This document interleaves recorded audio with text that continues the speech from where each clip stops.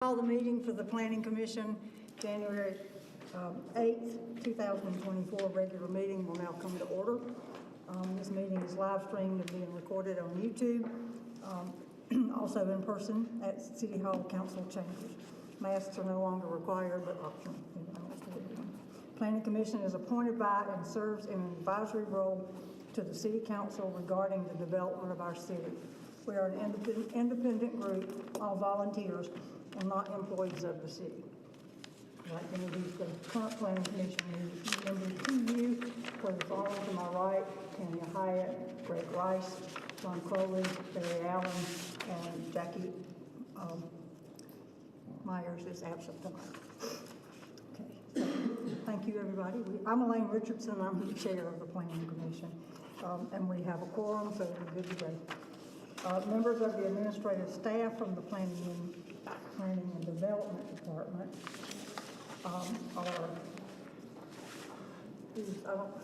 who's running?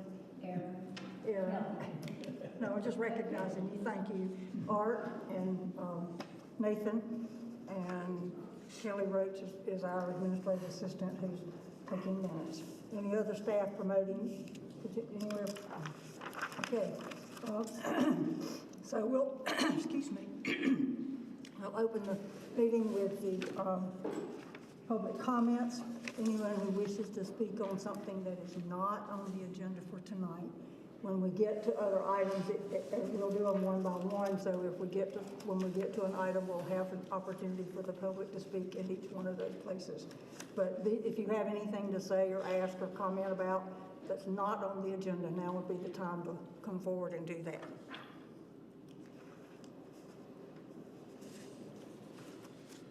Okay, looks like we're just going to be discussing the agenda tonight.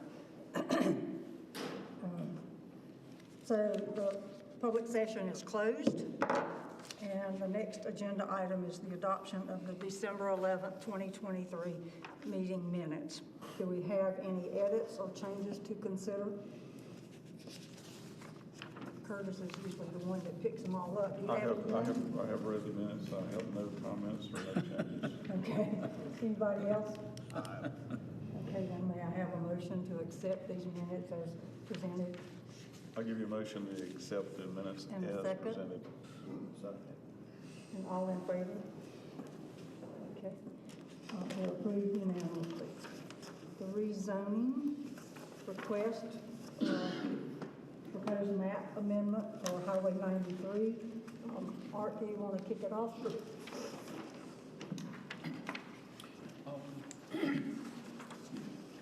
An application for a zoning map amendment, which is rezoning, was submitted by Colin B. Edwards on December the 18th, 2023. As proposed, 7 parcels of land totaling approximately 11 acres located along Old Greenville Highway, Highway 93, would be rezoned into the CP3 Highway Service District, which is a district intended to provide for retail and service uses requiring highway or major street orientation and accommodate the traveling public. Tonight's session is intended to allow the Commission to provide a recommendation on the matter for City Council's, I've been dealing with the wrong one there. The City Council's consideration. Regardless of tonight's outcome, it will go forward for their considerations. This is just a recommendation. The matter will proceed forward from the Commission's review to a public hearing, and so that would be scheduled and advertised. Also, although the developer is proposing a climate-controlled storage facility for the site, it should be noted that the Commission is not formally reviewing the project in terms of approval, but only receiving it as information intended to provide context about the future development of the site if the rezoning is ultimately approved. A review of the proposed rezoning by city departments, sent it out to engineering, utilities, and other departments. The review identified no negative impacts on service delivery from the rezoning itself as proposed. It should be noted, however, that engineering, stormwater, and utilities noted a series of issues that will be required to be addressed prior to any future development of the site. These include the location of a buried sewer line, a permitted structural fill site and some questionable compaction. But no impediment was identified to the proposed rezoning. And as noted above, following tonight's session, a formal public hearing will be held prior to City Council taking up the matter.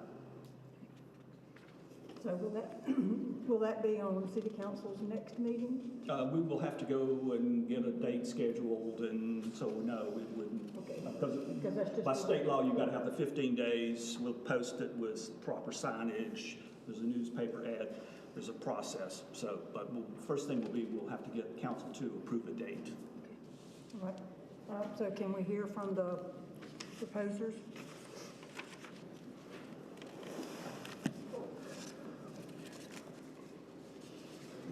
Good evening. Hi. My name is Colin Edwards and Craig Stipes, development partners on the deal, and happy to expand a little bit on what I shared and kind of give you an overview of our plan for the property, a little bit about the development. The site's a little over 11 acres, as Art said. It's got a bit of a checkered past. It's got a large power line, like a 70-foot easement going through it, and some severe topography that renders about half of it unbuildable. There's a creek in the rear as well. But what we've tried to do is come up with a plan that we think takes an orphan site that can't really be developed on the tax register and turn it into something productive in the CP3 zoning. The CP3 zoning is what we need for the self-storage facility. There's no CP3 zoning properties in the city limits. This would be the only one. We have no intention of other uses under that zoning. Happy to condition it on storage, but you can't, I looked it up today, you can't do auto repair or other noxious uses. Those would need conditional uses within that. The other issue with the site is in the middle, you see a little notch out there. There's a family called the Burke family, owns 2 houses there. Craig and I have met with them, reached out to them, and let them know what's going on, but they're not willing to sell or be part of the project. So we would, it kind of bifurcates it into 2 properties there. If you'll flip to the site plan, or we can get into what we're thinking here. Our operator is a group called Extra Space Storage. They're a Class A self-storage management company nationwide. They do not have a presence here in the Clemson and surrounding areas. They're kind of a best-in-class operator. Our plan would be on the right side of the plan, the northern end of the property would be 100% climate controlled. We call it a no-sweat concept. It's not like you see your normal self-storage, your drive-up doors around the outside. It would be all contained on the inside of the building. We have a drive-in. So if you're in your U-Haul or minivan or car, you would pull into the facility, unload in a climate-controlled area. You're not sweating in the summer or cold like tonight, but everything would be self-contained inside there. And that would be 100% climate controlled on that side of the property. The power line side on the left side would be a boat and RV facility. It would be a mixture of enclosed, where you're pulling your RV or boat inside a garage. We would have some covered, and then under the power lines would be just open air parking. We would shield all of this with landscaping from the road. The access would be controlled by DOT. They have weighed in on the plan. There's minimal traffic trip generations on this concept, but they have weighed in on our curb cut locations and whatnot, as well as Duke Power weighing in on what we can do on the power side. We think it'd just be a low impact use. There's obviously no impact on schools. You've got 1 bathroom, water fountain, not a lot on sewer or water. The traffic impact would be negligible. And we're open to input on architecture. Art can flip through a couple examples of what we've done, and this one here is in Savannah, Georgia. Mixture of brick and stucco. We've got a more modern look in Blacksburg, Virginia that we've built recently. This one here is in Beaufort, South Carolina, kind of low country feel.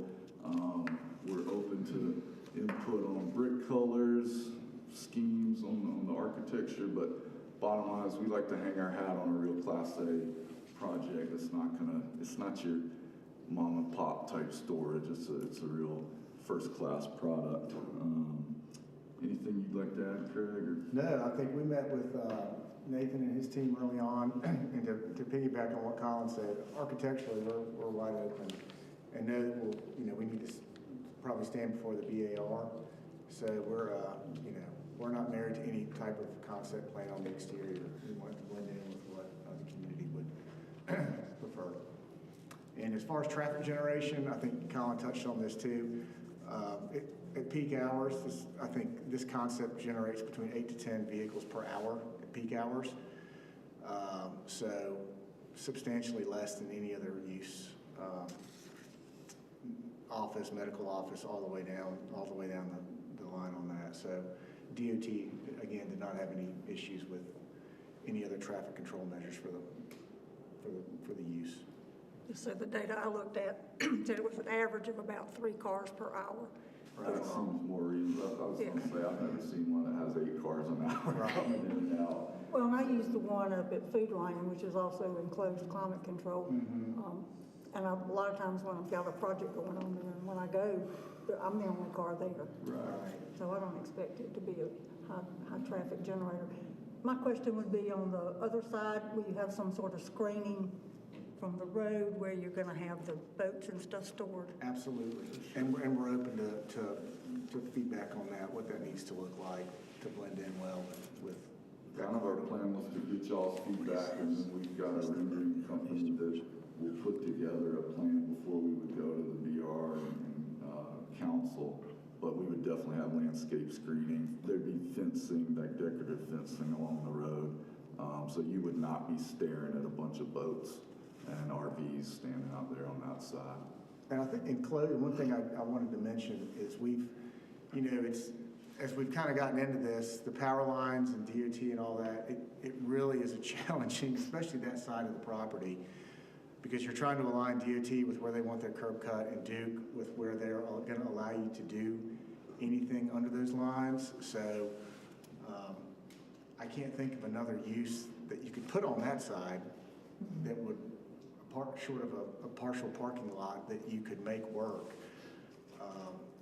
But again, we feel like that side at least is probably the highest and best use for that particular property. And, give Clemson residents a place to park their boat and RV, and that's not on the street, that would, or in their backyard or wherever. Help the code enforcement guys, get them off the streets a little bit. So, Any other planning commission members have questions or comments? I don't have any questions per se, but I appreciate you guys coming in and willing to invest this type of operation in our town. I don't necessarily know if the need is there right now, but as the homes continue to be built in planned developments that have zero storage whatsoever, I think there'll be a great need for this. And the only other thing I would say as far as the architecture, I would believe that the BAR, your building is probably going to be a catalyst to future development on that stretch. So as far as the appearance of how that building looks is going to be extremely important. But again, that's kind of out of my realm at least. But that's all I have on that. sure, and to your point, the town of Blacksburg, we started with a blank slate, and that was really what they came up with back to us. And with some of our architectural input, but that's really what they wanted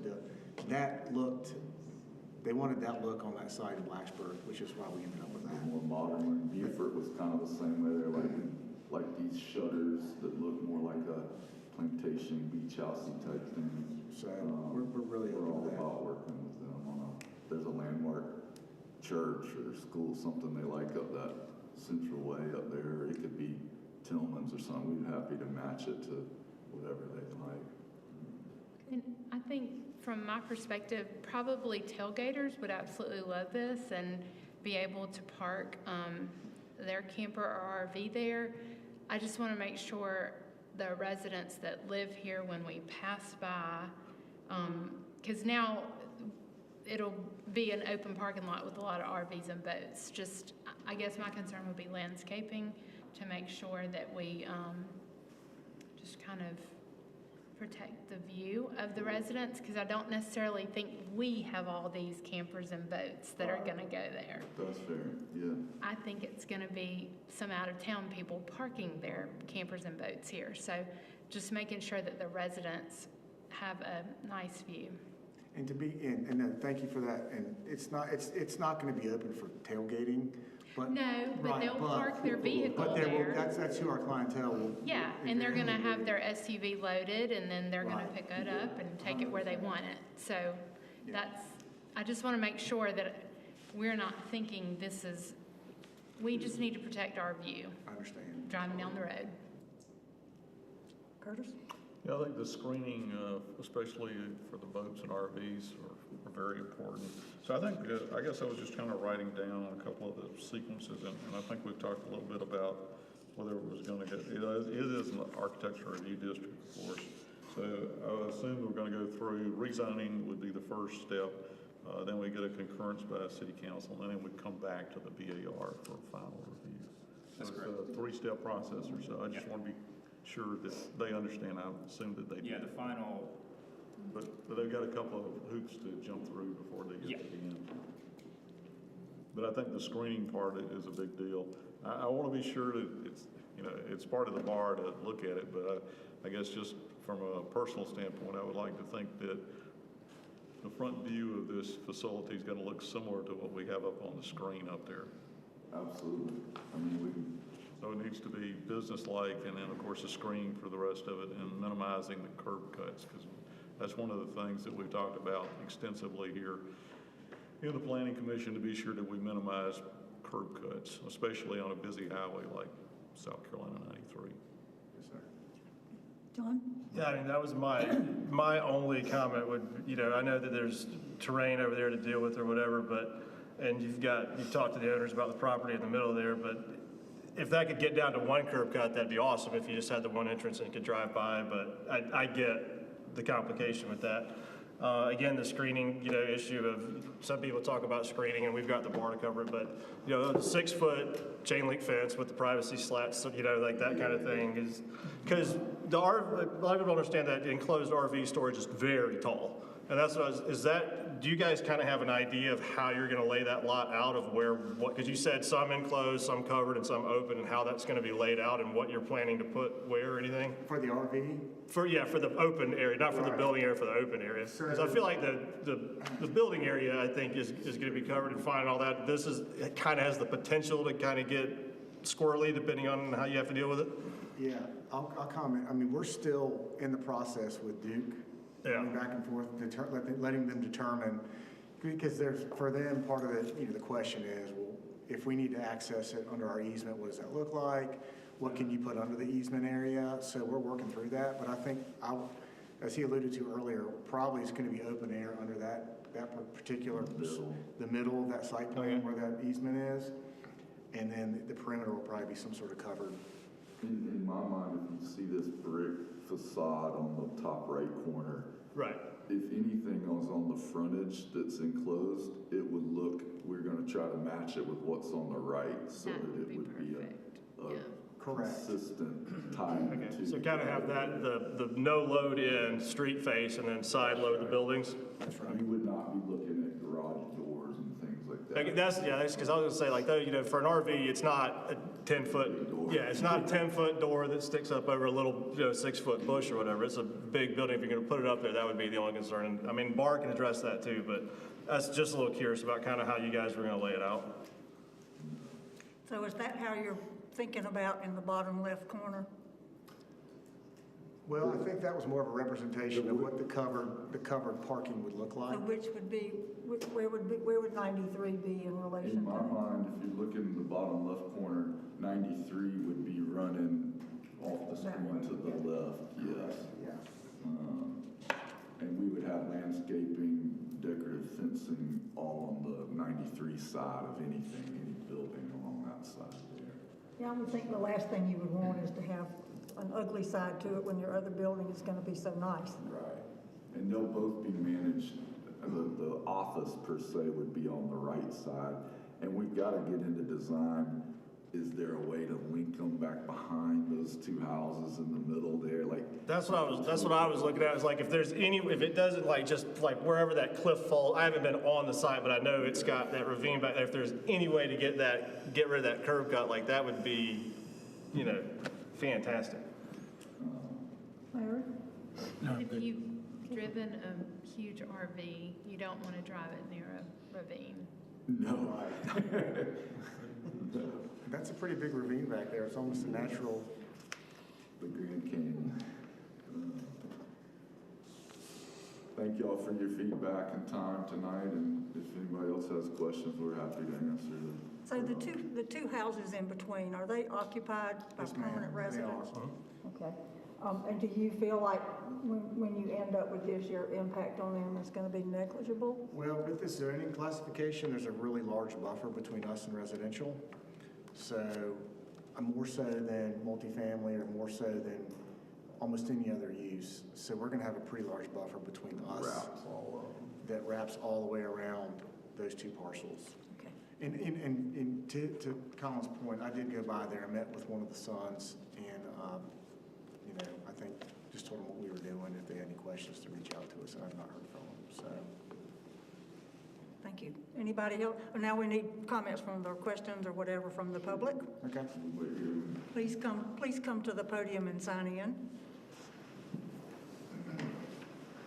I just wanted to ask, Please state your name. Please state I'm sorry. Name and sign.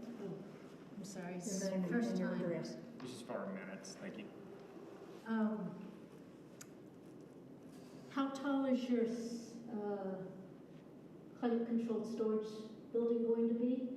It's from the street, you would see the ground floor and a second story. It would be a basement level, but it'd be a two-story building is what you'd see from the road. So call it. 3 levels. It'd be 2 stories with a basement down below. That's right. And what's the capacity? How many units are you planning to? We don't know yet. We don't know how many storage units. we'll Roughly have. 100,000 square feet is the building, is that right? That's right. But I don't know how many individual units are in there right now. And you're going back and forth with Duke about that easement situation, so you can't even tell us at this point how many RV storage spaces you're going to be able to put in there? Probably what you're seeing on this plan would be the maximum. I didn't count. Which is like 65, I think. I think it's, Art, do you have that one? no, I think it's about 120.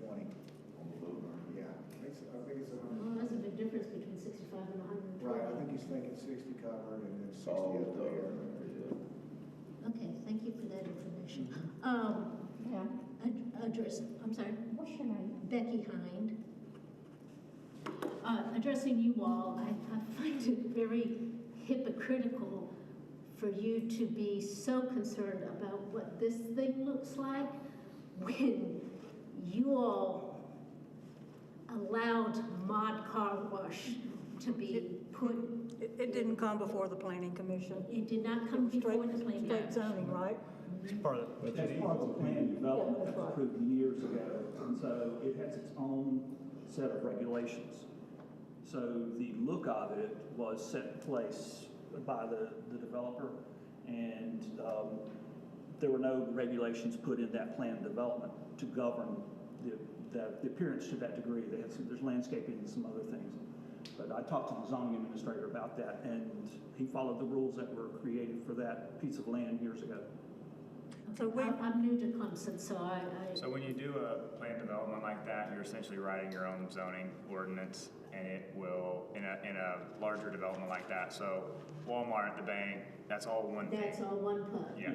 Okay, and that corner piece that Yeah. just hung on, and then finally was sold to? Became valuable enough, that's, yes. Gotcha, okay. Yeah.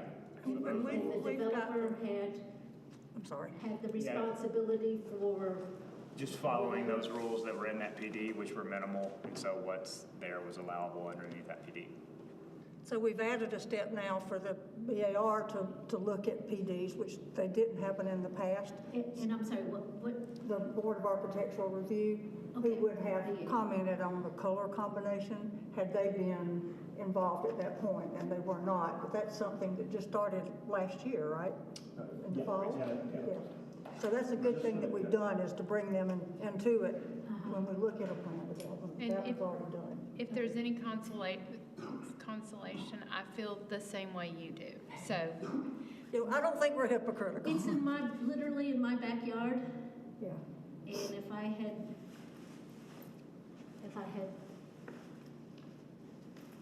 done something myself here. So when you know better, we do better. Apologies to So you, that's now what I we're doing. know, this is my first government meeting, so Feel thank you free to very come. much. Thank you for coming. I'm the planning director. Feel free to come see me anytime. If there's something else that comes up on 93, I will. Most of the regulars here know me, and they know they can come talk to me, so Okay. feel free. Yep. All right, thank you. Yep.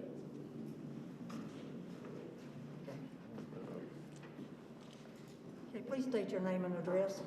And sign it. Brian McRae.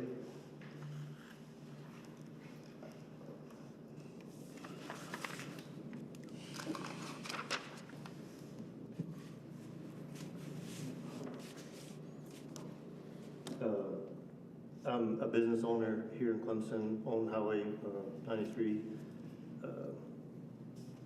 Sorry, write and talk at the same time. I do have a few concerns, but I'll keep it to only the zoning concerns that we have today. I'm definitely for development within the city. I'm all for business development, but the redistricting, the rezoning of the CP3 has some concerns. One is this, I think it was mentioned earlier, it would be the only CP3 zone in Clemson.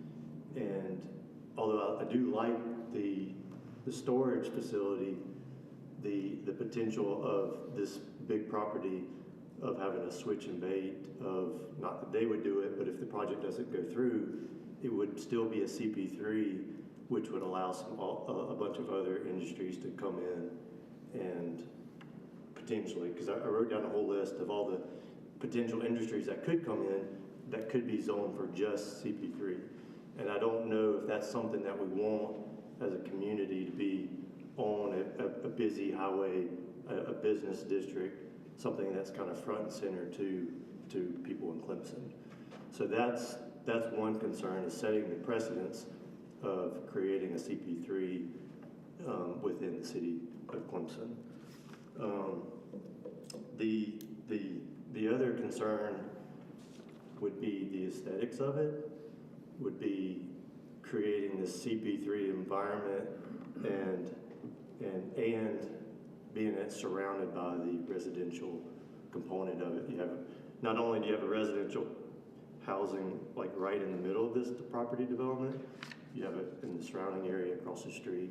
So that would be my other concern, is just the aesthetics of it, creating an industrial zoning area along with residential area, and do we want that as you know, from the aesthetic point of view, as you drive down 93 going into Clemson, out of Clemson, do we want to see this where potentially that, and I know you can't make people sell their property, but potentially you could have this piece of little property that just sits there because nobody else can develop it, because it's surrounded by the CP3 zoning that we've created.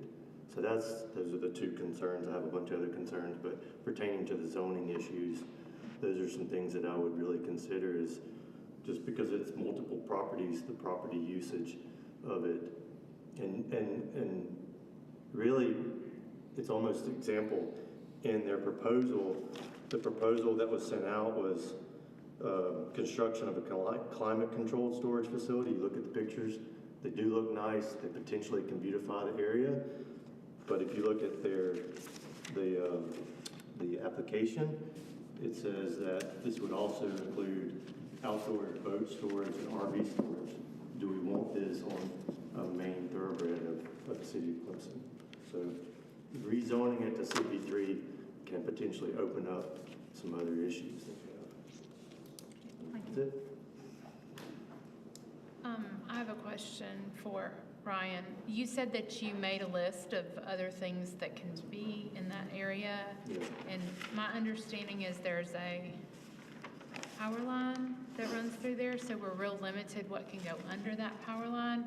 What were some of the Well, these are just, this list was like on the city of Clemson zoning map. So okay. like you go down the list and it's got CP2, CP3 Yeah. residential. So, I mean, a lot of it could be, some of it can be, you know, beneficial to the city, but some of it could be, you know, things that we may not want on the main district, business district of Clemson within the city. So I mean, the list would, I mean, it could be a dental lab, but it also could be telecommunications, data processing stuff. It could be a school bus, employee bus transportation center. It could be, you know, any type of industry, like manufacturing industry. And I know there's some concerns about the property, but you know, that's not what this is about as far as like the actual work on the property. It's the rezoning of it to potentially open up. And in the situation of the planned development, that's a prime example. It was presented as this development of, I can't remember what the original project was, but it was presented as this really nice project, and then all of a sudden it didn't go through, and then Walmart bought it, it became a Walmart marketplace, and then the mod car wash came through. And that was kind of out of the hands because it was as a planned development project and presented that way. But it was presented in one way, but then it didn't go through, bought and sold. And I could be wrong on that, so I don't have all the facts on that. Is there any specific uses that on your list that concern you? So, because I went through the list too about the because I understand that we're not approving a PD. Any industrial. Right, I didn't know if any, but some of the, I mean, like a restaurant going in there, I don't think anybody would have a problem with, which is. That's not CP3. Okay. Restaurant can be CP2, probably. I didn't read all of that, but I would imagine a restaurant is not CP3. It's permitted in CP3 on the list on the website. Huh? Only? No, in commercial CM, CP1, CP2, and CP3. That's what I'm saying. But, so you can put other things. Right. But if you just listed as CP3 zoning, then an only CP3 business could come in regardless. Right. That's what I was asking. As long as they follow the rules of architectural. Are there any businesses or any uses for the CP, since you're worried about them putting something else there, that's what for us to consider, like, oh, that's something to think about. Is there a specific thing you had thought about that maybe we haven't? I was always told that you don't necessarily want manufacturing within the city limits of Clemson. You want that stuff to be out and away, but you want people to live in the city of Clemson, and you want them to function within certain businesses that are part of your life. And I don't think, you know, certain industries that come in that we may not necessarily want on the main business corridor of Clemson. So I don't have like a specific, I'm not arguing the development of it. I want the development of it, but I do think I'm sure there's been conversations, oh, well, we don't want that industry to come into the city of Clemson because aesthetically, does it look good? What kind of traffic flow does it have? Does it present an open environment and a welcoming environment to Clemson? I don't know those things. This is not my expertise. So. No, I just didn't know if you'd maybe want, because I perused this list also, and I didn't, because under manufacturing, the only thing that's really, since you've mentioned that a couple of times, the only thing that's actually permitted in there is printing and related support activities, ophthalmic goods and manufacturing, dental laboratories. You could have a freight trucking company come in. You could have a charter bus industry come in, and they would park buses there and work on buses. I have no idea. I mean, there's well, I think the parking and the mechanical stuff. I just don't think there's some industries that we don't necessarily want to beautify the city of Clemson. That was my point. CP3 zoning and this is the zoning commission, will open that up to those industries. And that's my concern too. Okay. I'm not negatively affecting, I mean, I'm not negative to the development, I want it. No, I just think there's some reason why there's not a CP3 zone in Clemson. I don't know what it is. Y'all have spent more time here, but if you look on the zoning map, there's no other CP3 zone. And I don't know why that is, but that's one of my concerns, is why would now be the opportunity to make a CP3? Well, it was because somewhere in there, somebody put in that storage units had to be in a CP3. I don't know why they did that, but for whatever reason, that's where it had to go. But I do know that if you open the window, it has the potential for other industries that we may not want right in the city center of Clemson to come into. CP3 and the requirements for it have been in our code for a long time, right? As long as I remember. It's not something that we're just adding because they requested. But why are there, the question you could ask yourself is why is this one, why don't we have a CP3 within the city limits? I don't know that, so. It might be, this is a question for you guys, it might be the lay of the land, right? Because of the big gully and everything in the back of the, when I rode by today, I wasn't exactly sure where I was, but it looked like that it drops way down. Yeah, yes, ma'am. A big gully, so they're gonna have to But build. there's been other properties sold within the history of Clemson that could have been zoned CP3. I think most of those developments have been a higher and best use for those properties would have been something other than would fit into CP3. I think the challenges of this property, what they're saying is the highest and best use for this particular property and this particular site, and what they could build would be CP3 because of some of the issues.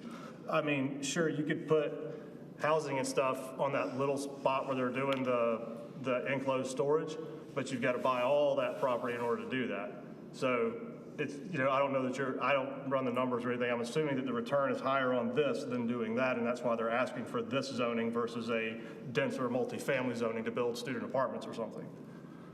Yeah, I don't know. I mean, that's what I think That's not my concern. My concern is the zoning issue. Right, and that's what I'm saying is the reason what you're opening the window for. The reason there's not any other CP3 is because people can make more money off the land with different zoning, other than CP3. In other words, if I had a piece of property across the street from here and I had the choice of any zoning I wanted, CP3 would not be what I picked. I would pick something high density residential because it's close to downtown and I'll make more money per square foot. So that's why it wouldn't be requested. I think that's probably why there's not any more in town. So I understand his concerns. There is a power line that goes through that property. Correct. All of the things that CP3 is zoned for, can that go under these power lines? No, I think you're answering your own question, one right there. And then I think another thing to. Well, no, let's answer the question. Yeah, I'm not sure is the answer because it will be dependent on what the power company would allow. So, and I haven't talked to them specifically about the project. Yeah. So what I'm trying to see is, do we need to be concerned about what Ryan's talking about, or is only storage buildings and boats allowed under power lines? So. I will say that property has sat as is for some time, so there is a reason why nothing has developed there. And I think our utility guys and some of our internal engineers were up front with Craig and his team about that, site concerns in terms of the power line, and there are some sewer things there as well in the ground. But to your original question about what's allowed underneath the power lines, I'm not You certain. don't know. I think it's up to Duke to have to approve what goes under their easement, right? What they allow, it's up to Duke, not the city, right? How wide is the easement? It's 68 feet wide, and by and large, power companies do, Southern Company, whatever, power line transmission lines, they don't allow structures underneath them. You said they don't They do not allow. allow structures. You cannot have vertical. Anything going under there would be up to Duke and not the city because they have the easement. But Duke has final jurisdiction as far as what can be built underneath there. Right. And it's not buildings. It's just. Can the power lines be moved? parking lots, not that transmission. Those are main transmission lines. I don't think they're gonna move those. We were putting in the airport, maybe. I mean, anything can be. There you go. Power plant could be moved. Yeah. So, I mean, you could move the power lines and then you could just build whatever you wanted if it was CP3. Fair enough. Yeah. Anything, any use that were to go on either of these properties would be subject to DOT rules and VAR. So I don't expect that to alleviate any of those concerns, but that would be true for anything that were to go there. Thank you, Brian. Anyone else? Let me sign in real quick. Your name and address, please. Derek Jordan, 628 Old Greenville Highway. So I live in the house that's adjacent to the property where all of this is about to take place. You may know a little more about this, but in the last year and a half or so, I've had probably 4 to 5 different housing developers, student housing developments, come in. I've had contracts of varying seriousness, but I have had several offers on my property in conjunction with all of the property that's where this is going to go. So I know that there has been some interest, at least as far as high-density residential here. I don't know why those have fallen through. I think most of it had to do with interest rates in the economy. But I don't know also if they ran into the same thing when they started doing due diligence. Did they find out that the power lines were stopping them? But I guess my concern about all of this is you're talking about curb cuts and number of cars coming and going. Well, this is in a high traffic, high moving 4-lane with a divided median area that's designed to handle traffic. If this gets put in, that's great. I don't really necessarily have a problem with what's going on here, but that may push a high density residential out to, say, the end of Vickery Road, which I don't know if that's necessarily in Clemson anymore or not, but if you're gonna push high density residential onto some little tiny 2-lane street that's already residential, and you're gonna create a nightmare for the residents of that street, but you're gonna approve something that only gets 8 cars, that seems like those two things should be reversed. This property's on the cat bus line.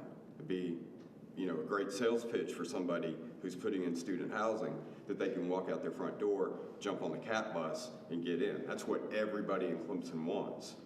But putting this there, instead of keeping it zoned, residential like it is, you're reversing your problems, if that makes any sense. But that's other than just the fact that I'm worried about how much noise and light pollution and everything else this is gonna put on my house, this is what planning is. And this is what Clemson doesn't do very well, is they don't look ahead at, okay, we're gonna do this, but it's gonna make problems over here. So I'm just asking, address that, think about that when you make a decision.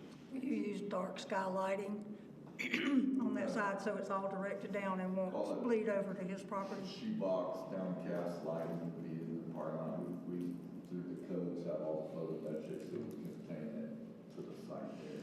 And this is 24-hour access? No. The Operating hours are 6 a.m. to 9 p.m. That's right. And you'll have an on-site manager from 9 a.m. to 6 p.m. every day of the week except for Sunday. So your code would not work, overnight. Okay. And how big is the buffer between the adjacent properties and 50 feet? Okay. Yes, sir. Thank you. Thank you for your concerns. And by the way, that's RM1 and RM2, so if it were gonna be high-density housing, it would have to be rezoned anyhow.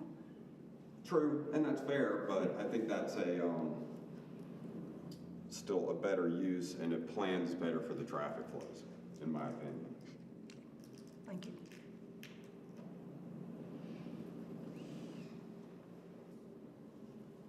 Anyone else?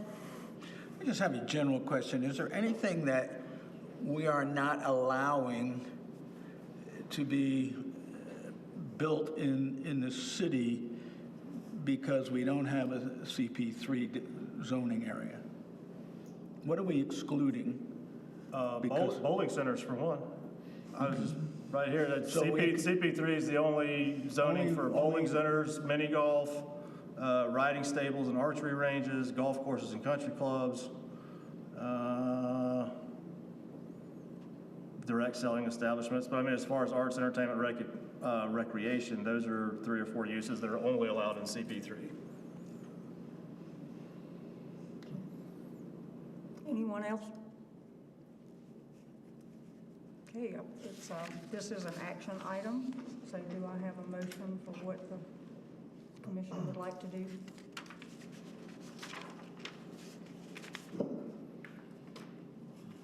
I'll make a motion that we give an affirmative recommendation to City Council on rezoning 00206-2023 Highway 93. Have a second? I'll second. Any other discussion? Can we have a short discussion, I guess, on this particular one? And I understand Brian's concern a great deal, because once we change the zoning on this, it's not specifically for a particular project, it's global. So if they walk away for whatever reason, it'd still be CP3. Is that what we want at the end of the day, that we're going to change it? Because we can't do a CP3 just for this particular application. It's wide open, as Brian correctly pointed out. So, and I guess the other part of it, I'd really like to see exactly what Duke Energy is going to do. And I think based on past personal professional experience, Duke will not allow any structure underneath the line or inside the right of way. Of course, transmission gets to make the call as to exactly what's applicable in this particular property. And I don't know exactly what that's going to look like. So in some ways, I'd like to hear a little bit more about how that's going to fall out. Is due diligence and somewhat of a cautionary approach to this approval. Because we're not approving. Well, I understand, but we're giving a recommendation. And right, and we're stuck with it. That's right. Well, I mean, it's still up to City Council as to whether it becomes a change in the zoning. We only provide a recommendation. We don't actually provide an approval. We're recommending, that's all. We just need to understand that.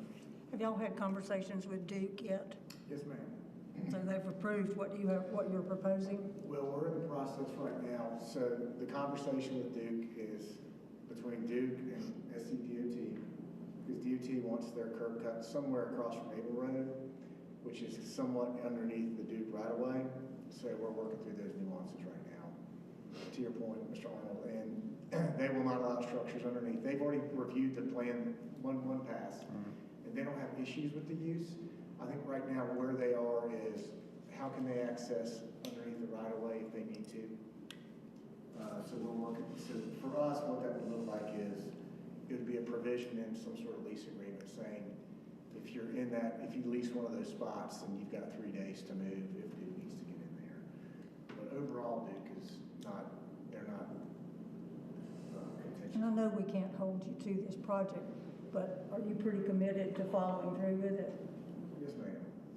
And to speak to Mr. George's comments about the student housing, when you look at, we've looked at a number of different uses for the left side, and it's really hard to make anything underneath that particular spot work.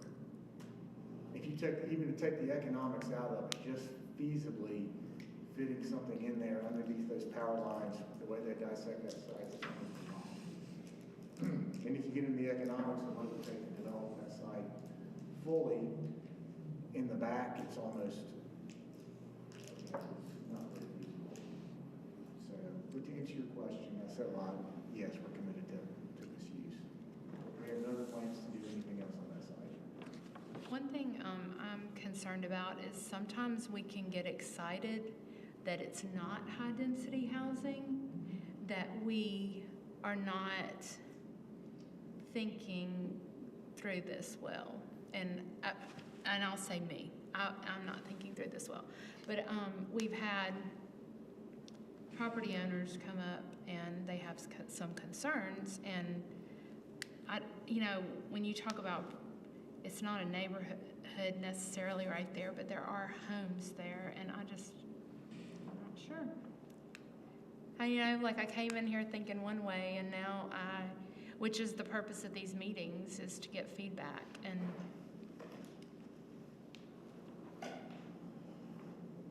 I think I can get excited that, oh, we're not putting high-density housing because that's going to create traffic, and this is 8 cars, yay, but then it still impacts the property owners around it, so I don't know. Any other discussion? Call for a vote. All in favor, raise your right hand, please. All opposed? So we have a 3-3 split that you give to council with the concerns that we've had, and we'll make sure that somebody from the planning commission is at that council meeting to answer any questions they may have. Okay. Let's see, who was in favor, so we get it, make sure we get it in our notes. Who is in favor? Yeah, okay, just so that we get, she got it. You got it, Karen. Okay. All right, thank you, and thank you for your presentation.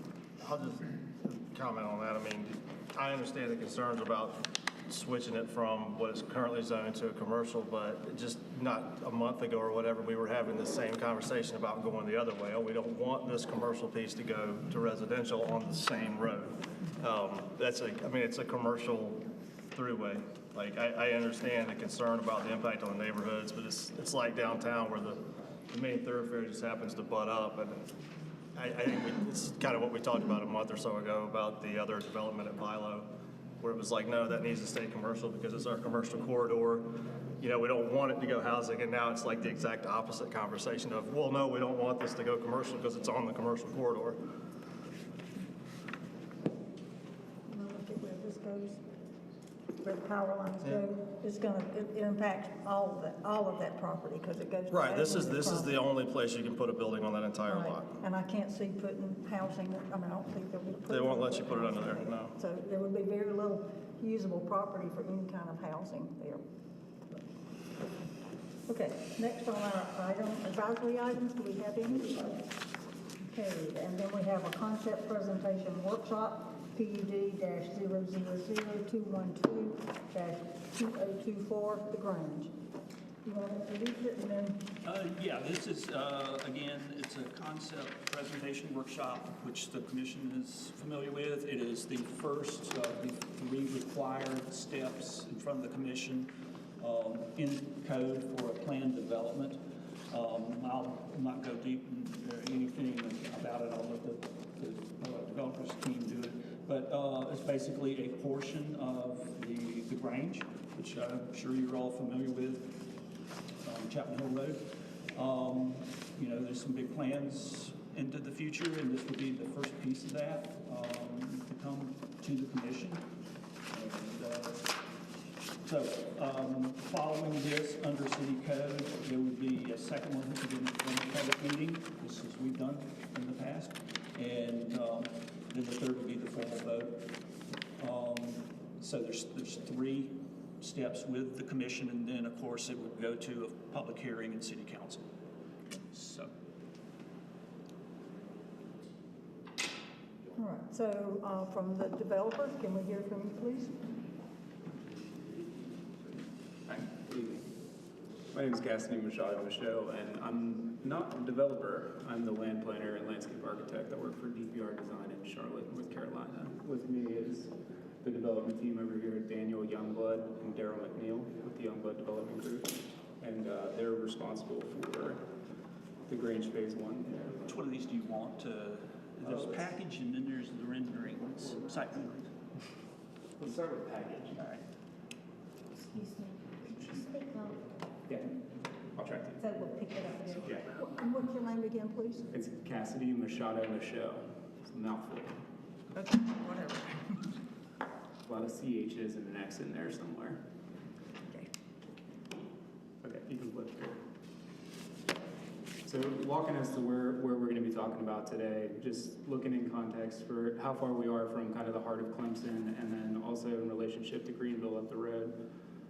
Zooming in, you can see we're to the south of 123. We're just past Patrick Square on Chapman Hill Road, and we're about a 143 acre portion, but of that, there's 114 acres that are currently being developed as the Grange residential in phase one, and that is already, I believe, going through the annexation process and is part of the city of Clemson. So the portion that we're looking to kind of include in the annexation and then also this PD process is a 34 acre portion, and you can click through. So this shows a little bit better context here. So the existing development, the subdivision plan is shown up on the screen currently, and there, as part of that process, the goal was to develop a commercial core or commercial town center. And that's the area we're going to be talking about mostly today. So it is to the plan right of that subdivision. There's a portion kind of fronting on Chapman Hill Road, but also with visibility on for Highway 123 there. And then we also are dealing with a Duke right-of-way transmission line, power line that we have to kind of juggle our development around. But then moving further to the right, down towards the creek, is another section of development. In the very top right corner is an existing building which the developers have acquired, and we're thinking about using that as an adaptive reuse as part of this project as well. So you can go to the next one. Hopefully I have no chance I'm reading that.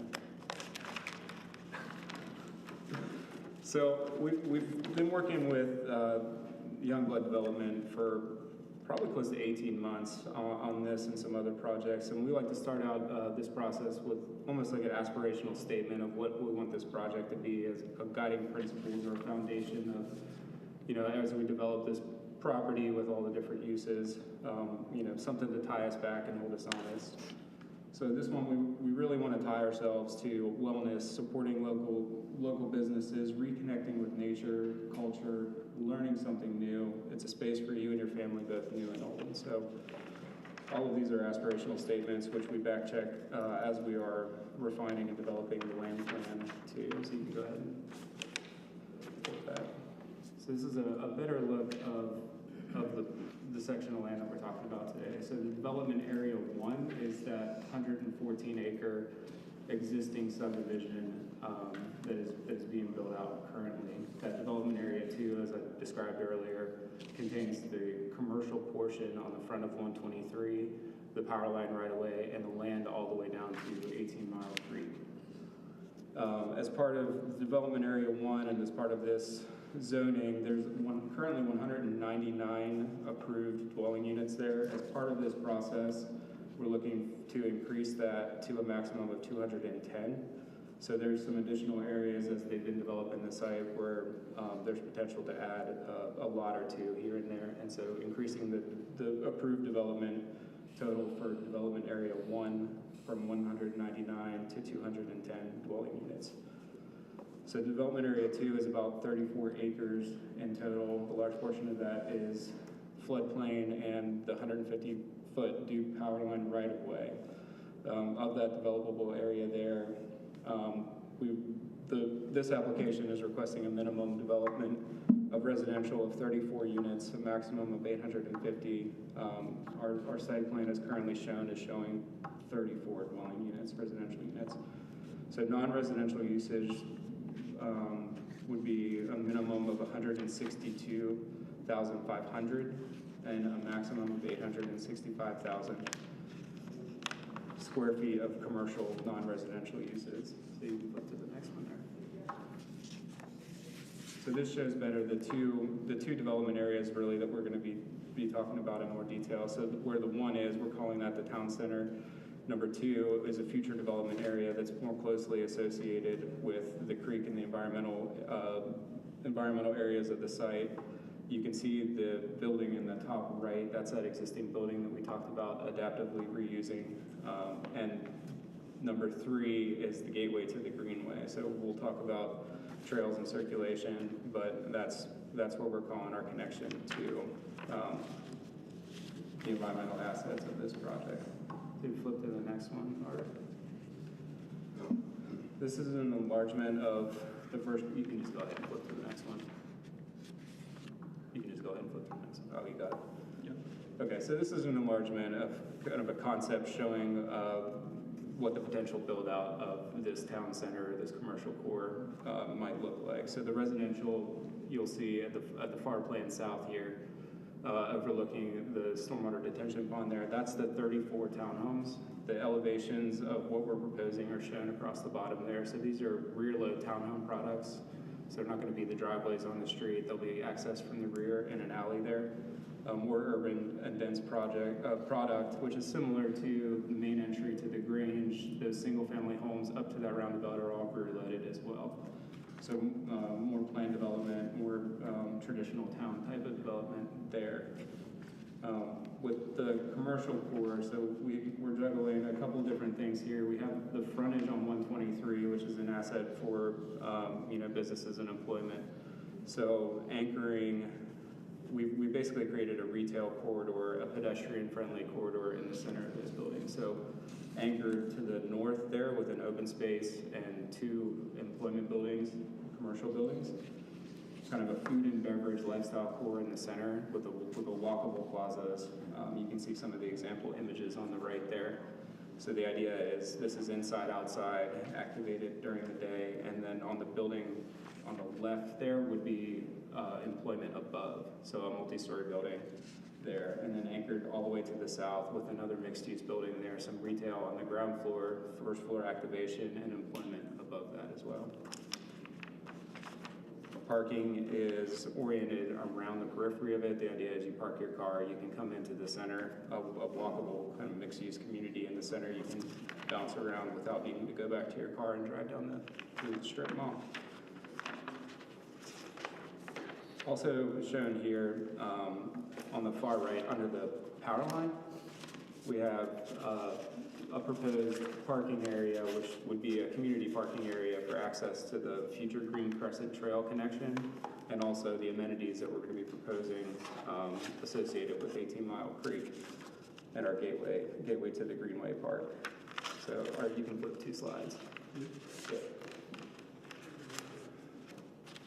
So this is coming around, this will be the extension of Chapman Hill Road and how we get down to 18 Mile Creek. So we cross the new power line, and we've created a series of retail buildings and commercial buildings that are stepping down with the topography down to the creek.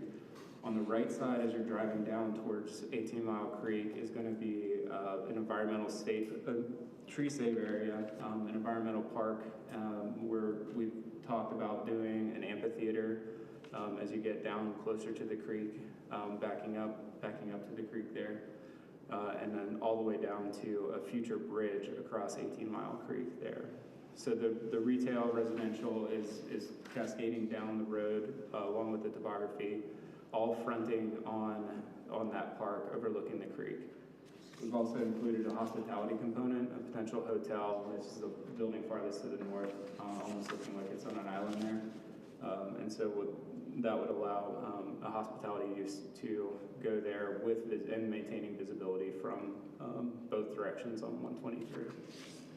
The idea is all of what we're proposing here is going to be connected with a robust trail system. So we're going to have potential Green Crescent Trail extension along 18 Mile Creek, connecting us to Patrick Square and Nettles Park, and ultimately to the city of Clemson. But from that, we're going to have our own network of multi-use trails and natural trails throughout the development, connecting all of these proposed uses with the existing residential there and any future residential uses. Will those trails be open to the public? Yes. I mean, I know Green Crescent Trail is, but you're going to do it. Yeah, no, we want to embrace that. We talked about disc golf. We've talked about other ways to activate some of these environmental areas, floodplain areas, and give people access to the creek. They've already done some work along the creek, clearing underbrush and stuff, and really opened it up. So you have the canopy that's providing shade. It's really turning into a beautiful space there. So I lost my orientation here. Where are the 34 townhouses, where are they located? Yeah, so they're directly, see that box in the power transmission line, Yeah, the X okay. on it? Directly to the left. To the left of those? Yeah. Right, okay, that's what I thought, I wasn't sure though. Will you extend the road that's gonna go out to either 18 Mile Road or 88 with this phase? Not with this phase, no. So we're talking up to the 18 Mile Creek Okay. with this And how many phase. additional houses are you adding to what's there already, or So- what can be built there already? Yeah, so with this application, we ultimately wanted to have flexibility to go with the market conditions. So right now, we're considering the additional 11 units within the boundary of the existing subdivision. So 210, there's 199 approved now. And then, or you can flip back to the overall so they can see it. One more. Oh, not that you can see that. Here, I got it here. 34. I think that it's up to 850 dwelling units, but as shown, and our goal right now conceptually is to add additional 34 townhomes. So the 850 is long-term when you expand more? Well, no, so that would be permitted within development area 2. So in that bubble that's development area 2 would be up to 850, say if, 3 multifamily projects come instead of the commercial. So the intent right now is to do those 34 towns and fill the rest out with a mix of employment, lifestyle, retail, food and beverage, and hospitality. I'm concerned about the traffic on Chapman Hill Road because it's a narrow, hilly, I've seen students have fun on that road that live in that apartment complex down below. So what you're, so just so I'm clear with following on the density or whatever, the proposal right now is to do the mixed retail employment for those buildings. What you're saying, what could push it up to 800 units plus would be deciding to not have that and make those multifamily residential buildings instead of retail commercial? correct. Okay. Yep. So what we did was we provided a range of minimums and maximum. So 162,500 square feet of non-residential use right now is what we're requesting as a minimum for that development area 2. 100 and what? I'm sorry? 162,500 square feet of commercial is our minimum that we're requesting. But what y'all are showing is, what you proposed to us tonight in the renderings is the 866, correct? Yeah, very close to that 866. There's multi-level buildings on those. And what about the occupancy of your single-family homes and the multifamily homes? The occupancy, whether it's I know, I rent, believe this is the information I was given, that the first 60 houses to sign up for short-term rental and the first 60 to sign up for long-term are grandfathered in. Sorry. Yeah, that may be something that Daryl or Daniel can speak to. I'm not sure. I'm sorry, ma'am, which? So I was asking about the allowing for short-term rentals and long-term rentals. So they're the first 60 houses to sign up in this phase 1, correct? That's correct. And then the first 60 to sign up for long-term rentals are also in that. But any new ones will not be, those were grandfathered in. So That's any correct. new ones will not be. They will be subject to no more than 2 unrelated. Right now, there's no plans for the short-term rentals on the 34 townhomes. Yes, I believe in the long-term rentals, I don't recall that being part of the equation there. I think that it was the first 60 short terms only, and that was just as phase 1 because it was coming Right. in after some people had already put down deposits on homes in phase 1. That's why they were grandfathered in. Because we struggled with the grandfathered occupancy levels anyhow, multiple times on the planning commission about if they, I'm sorry. I'm trying to get it turned off. So what you're saying is there's gonna be 60 homes that don't follow our They're grandfathered occupancy? in, yeah, they're grandfathered in. And that's the way it currently is in phase one, so this would, I would assume that they keep that right. And how long are they grandfathered in? Hopefully Right now, not right now it's indefinitely. permanently. Until they're sold to someone other than a relative. Is that what it says? Yeah. I mean, that's been a concern for us in the city of Clemson because of the tendency to have houses with large numbers of students living in there. And you don't want that next to your people that are buying $600,000 houses That's, for their family. yeah, that's understandable. And that, the way that came up was, just sort of the timing of we developed phase one through Pickens County. We were not contiguous at the time to Right, any you city. weren't annexed in yet, yeah. And then once Clemson became contiguous, and they approached us about the possibility of annexing, it was, there were just homes that were already under contract, and so there were some legal ramifications if that started changing at that point. So that was kind of the only remedy that we could find, I believe, to. Okay. But you don't expect any future development to have any of that, those variations in there? Not in this phase. And I mean, I'm talking about any of the phases. I mean, I know we're not talking about 3+, we're only talking about phase 1 and 2. I think that'll all be alleviated because the problem that was created is because what was annexed as R20. So when we do the PD, Right. there'll be nothing to grandfather because it will have its new regulations already written in. So there won't be anything. So when we do with the PD passes, the occupancy and density and everything for the townhouses and that will be written in at that point.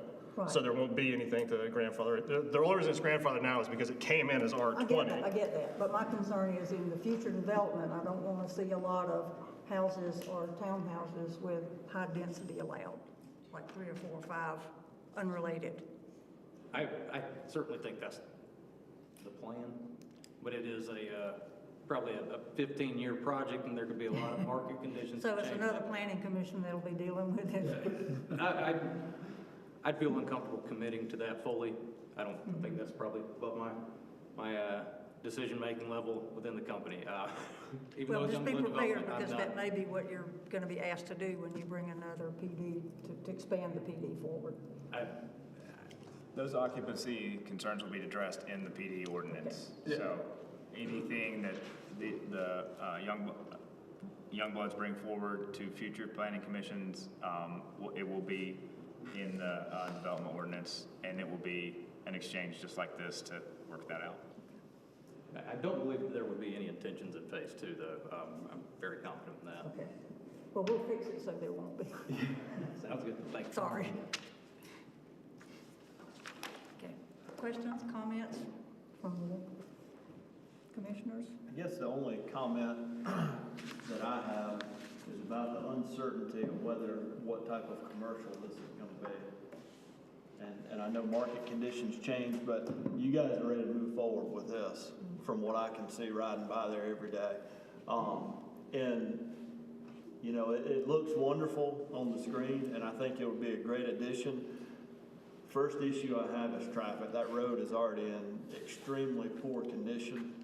And I'm not sure if the city took that road over or if that's still a state road, Chapman Hill.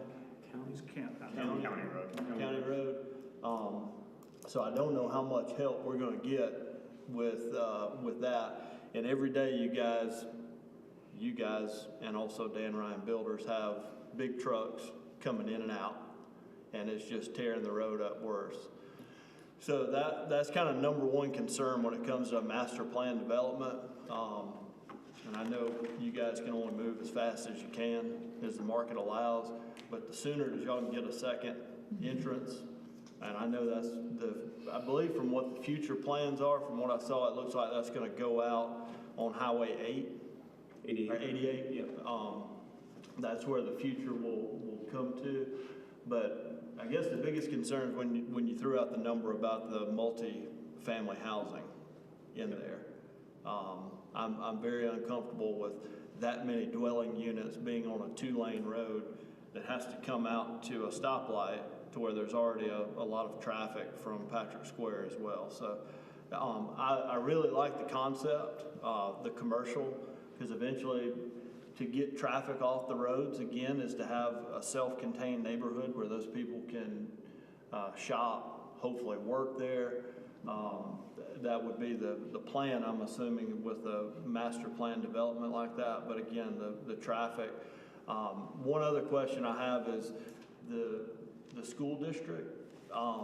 Where are these kids in development area 1? Are they zoned for Clemson Elementary right now?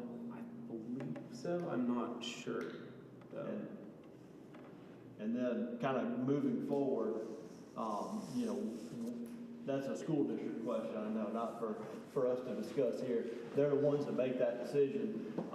But those houses are being marketed to, I would say, middle-aged families that have children. And when you come into that as well, you run into having 4 vehicles in a family. And you've got cars parking on the road in there. So there's just a lot of issues when it comes to that, and you guys know better than probably a lot of us because this is what you do for a living. But just some of the concerns I have as you move forward with the development with that. So Appreciate that. My questions. Yeah, I can comment on the transportation concerns with the traffic. The city is in conversation right now with Pickens County to improve Chapman Hill Road. My understanding is that is programmed to either be improved within the next year, and the city of Clemson is committed to us that if that doesn't happen with Pickens County, that Clemson would help. I know that the biggest issue for all of us, because we have equal concerns with Chapman Hill Road, is the bridge that's there. The second bridge that we're going to build over 18 Mile Creek right now, it's projected to be an early completion of like 2026. And so once that bridge is in and we have the access going out to Highway 88 and 18 Mile Road, then the city has committed to replacing the bridge, which may take several weeks, where the residents would require a secondary access to get to where they need to go to allow the time for that bridge to be replaced. And so those are the conversations that we're having right now with all the folks. Yeah, I just say that because I lived in a master plan development that had 10,000 homes in it, and we were serviced by one entrance to a 2-lane road. So you can imagine at 5 o'clock in the afternoon how much fun that was getting home, which is nowhere near that amount of homes, but it will be an issue. So I just say that as to help your residents out, that the sooner you can get it done, the better. Oh yeah, we're very sensitive to that, and we have a traffic study that's been completed by a traffic engineer. They're focusing on a 5-year build out, and then they look at a 15-year build out so the DOT can start their long-term planning. And so we're identifying those issues now, and that traffic study will be submitted as we go forward with the engineering department at Clemson, so that y'all's engineer can speak with our engineer and we can start that programming as well. Thank you. Yes, sir. Nathan, do you know what the occupancy is for Heritage Arms? I don't, not off the top of my head. I can find it out for you, but I don't know. That's a good bit of traffic that student housing, but I don't think they've got any kind of shuttle from there to campus. No, they don't. And I think, I may be speaking out of turn, but I think that has actually transitioned to more working professional than students now. Yeah. I don't think he rents about a bedroom in there. He does not. I know he doesn't. Yeah. We recently did we had our intern call everyone to figure out what the occupancy was in every apartment complex in the city, and she delineated which did and which did not rent by the bedroom, and he did not. Wayne, I guess I have a question. I'm going to get to you in the back too. Hold on. All right, go I have ahead. a question for Nathan. This is kind of a helpline. I know in previous developments similar to this, we had some very extensive discussions about emergency access. Mm-hmm. And the number that was thrown out during those discussions was 92. Anything over 92 units, you had to have 2 working exits and entrances at all times, or at least a way to facilitate that. And I'm thinking I'm hearing that we may not be there, especially when we add the additional adjacent development. So where do we go with that? Yeah, I don't know about the specific number. Right now, we're accomplishing it with, there's a gravel entrance there. But I can tell you, we are in contact. In fact, Andy met with him today, specifically regarding the Grange with our fire department, University Fire Department, and how things work. So in that instance, we're kind of at their mercy. So we won't do anything that they won't allow for us. But they are. I know that the conversation so far has been that even in some of the projections that they've given us, that they do have the ability to serve what's coming. Yeah, that was one of the concerns, certainly with the large fire equipment, you need a very durable road and very wide access to get in there. Sure. To support the development. So certainly from the emergency standpoint, I have a little interest in how that's being taken care of. Yep, I can. I'm not going to The have numbers we're talking about are so much larger than how we captured this a year or two ago on another development. Right. And again, I'm not going to have a specific answer, but I can tell you that the administration is in conversations with both our police and fire. John? I'm having a problem following the math on stuff. And maybe it's just my visuals aren't kicking in tonight. So development areas 1 and 2 blanks. Residential units, or dwelling units, you've got listed 210 for 1 and 850 for 2. So that's a total of 1060. And units, that is houses, townhouses, whatever, not bedrooms, correct? Correct. Okay. All right, and that is the maximum number, which would include if you replaced the commercial with multi-family buildings. Correct. Okay, I guess that's the other issue about it is normally, I guess when we do this, I understand fluid markets, but we would approve that, okay, here's the plan, there's gonna be a commercial building here, so we approve a commercial building there, and then once the city council adopts that plan, you have to come back and basically rezone that if you wanna change that. Correct. So are you assuming that in the next month or 2 that might change? I don't think so. I think the idea, this is phase 1 and 2, but the scale of the development, I think that we need to go through this process with as much flexibility as possible. And so what the ranges do is give us that development flexibility. I think you talk about switching out all the commercial. Right, but I'm just, I don't mean to cut you off because I understand what you're saying about the flexibility and for a large project or whatever, but as far as approving a plan, right. When it comes time to approve, we approve a plan, not, okay, you can do 10,000 and put it wherever you want or whatever. It's like this building's going here, it's gonna have this setback, it's gonna have this occupancy, it's gonna do this, right. Like that kind of thing. So that's more of what I'm trying to figure out here is because these are max numbers. Do you have the numbers for what was actually on the screen? Because I'm assuming right now that's what's being presented.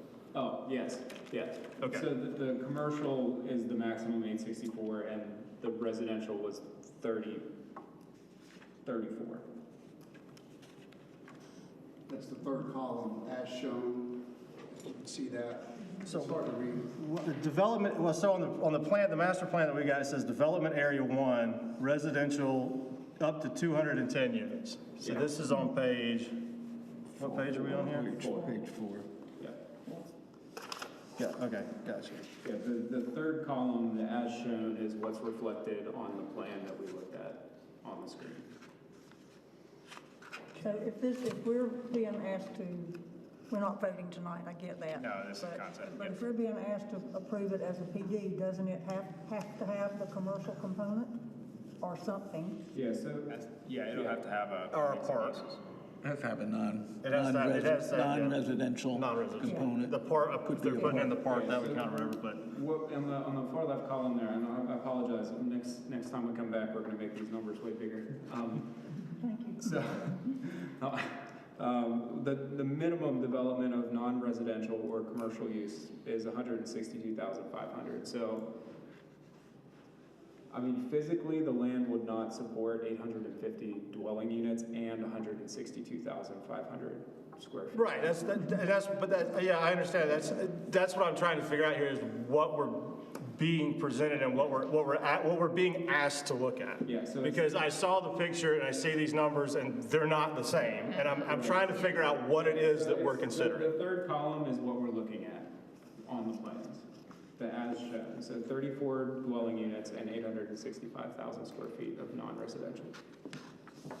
In development area. In development area 2. Development area 2. 2, yeah. So development area, just so I'm clear, development area, okay, because up here, okay, so on this map, development area 1 is the existing stuff that's built.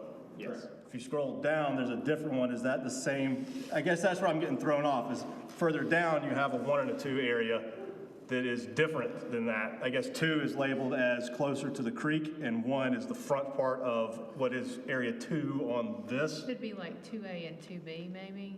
I don't, that's what I'm just trying to figure out exactly, that's my only thing. And like I said, it could be me, it could be Monday, it could be whatever it is. I'm just trying to get a grasp on what I'm looking No, at. I think you were onto something. I think it's development area 1 is existing, development area 2 is everything else. Okay, but I think it's like 2 or 3 pages down where it says master plan. Oh, I see what you're. It says area 1, town center, area 2, future development area. So like that's, and then further down, it's got a 2A and a 2B. So that's what we're considering right now is area 2 on that map, which is area 1 right here. No, it's area 1, 2, and 3 on that one. The other one is a master plan giving you context without the cloud over it. And I'll be clearer in my presentation next time. That's all right. So we're looking at 1, 2, and 3, and the numbers we're considering for the first part here apply to all areas 1, 2, and 3 of the picture I'm looking at on page 5? No. Area 1. Area 1 on page 5. No. Yeah. Yes. No. Wait. No. This applies to. Let's just look at this graphic. It's this is what we're talking about. It's development area 1 is all of the existing. And that's already been approved. Yeah, it's been approved, but we are asking for the 11 additional lots on that. Okay. So development area 2 is everything else. Everything else we talked about, the power line, the town center, the cascading village down to the creek, everything, that Okay, all. so area 2 is 1, 2, and 3 on page 5. That's correct. Yes. Okay, and the numbers here are for area 2 here. Yeah, but area 2 here is the same. Right. Yeah, right. Yeah, I'm just trying to apply, I'm trying to apply the numbers because you said it's 34? Yeah. So only 34 residential dwelling units in this area. So, That's what, basically, forget what's already there and built. That's what he's talking about right there. keep going. Yes, well, no, that works right there. Go back. All right. So I'm looking at areas 1 and 2 and 3. Yeah. How many new residential units are going into those 3 areas in this proposal?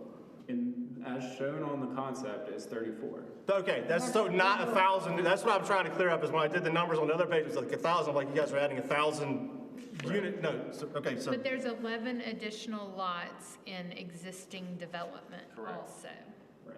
So that's 30. That's 45. 45 new. That's townhouses, single-family, detached homes, whatever. So only 45 residential units. What is shown on the concept that we're looking at today. Correct. Okay, and the rest is commercial.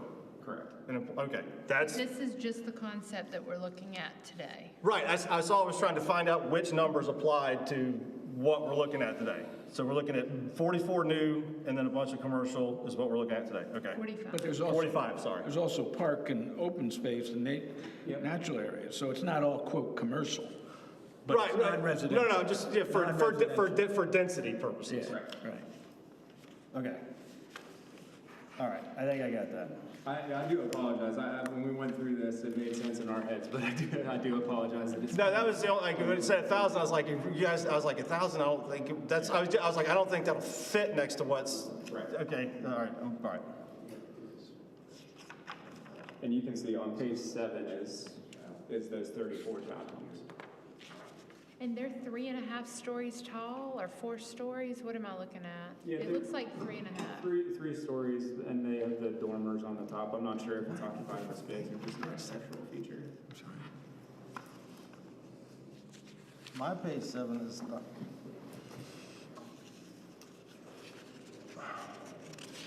Mr. Allen. Yeah, that's what I'm looking at. I don't see any townhouses on it. It's just a delineation of stuff. Yeah, that's right here. This is, all we're talking about is this area. Right. Just that area. Okay. Yeah, but it just says development area too. I don't see, like, you said it was, it says townhouse? Yes, okay, that's not our page 7. No. Okay, that's right, yeah, that's. Oh, I don't, okay, sorry. Okay, yeah, I was like, all right, I think I have the wrong packet here. Maybe that's why I'm confused on stuff. We don't have this Okay. in our packet. All right. Okay, all right. We don't Okay, have this. got it. Okay, so 34 of those and 11 in the old And one. we'll get you this package after. All right, sorry about that, guys. I'm gonna try to be quiet and follow from here. Now, is area 2 the only place you have planned for commercial? In this application, correct, development area, no. In the big picture? No, everything is on the table in the big picture.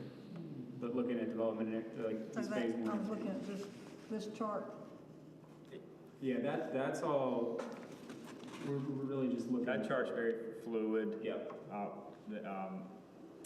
Daryl spoke to me before the meeting that chart's fluid as things change, but tonight we're just looking at 2 for this PD. It just concerns me approving this if he goes with all the housing, then there's still no commercial component to it. So what I think, again, I'll just go back to it. We're committing to a minimum of 162,500 square feet of commercial. So In area 2. Yeah, so that has to. It just makes me nervous when you say, or 850 Right. dwelling units. Right, so that's the one good thing about the minimum and the maximum is there is a minimum there on that, so. I don't know how we do a PD that's done in phases like this. Well, you would right now right now you would wind up doing several PDs. As Right now, separate PDs. we're doing the Then existing. it has to have commercial, well, our part, okay. Yep. So what they're trying to accomplish tonight is to bring in phase 2 and add the 11 lots to the first phase that exist. And then, once tonight's a concept meeting, there'll be a public meeting and then the vote, and then it'll go to council for just that. And then should they choose to move forward, towards Highway 88, that may be all one PD or it may be several PDs depending on how they choose to do it. So phase 1 is not a PD. It was approved as it is for annexation with the grandfathered in components. Correct. Okay. But it's part of, it is part of included in this.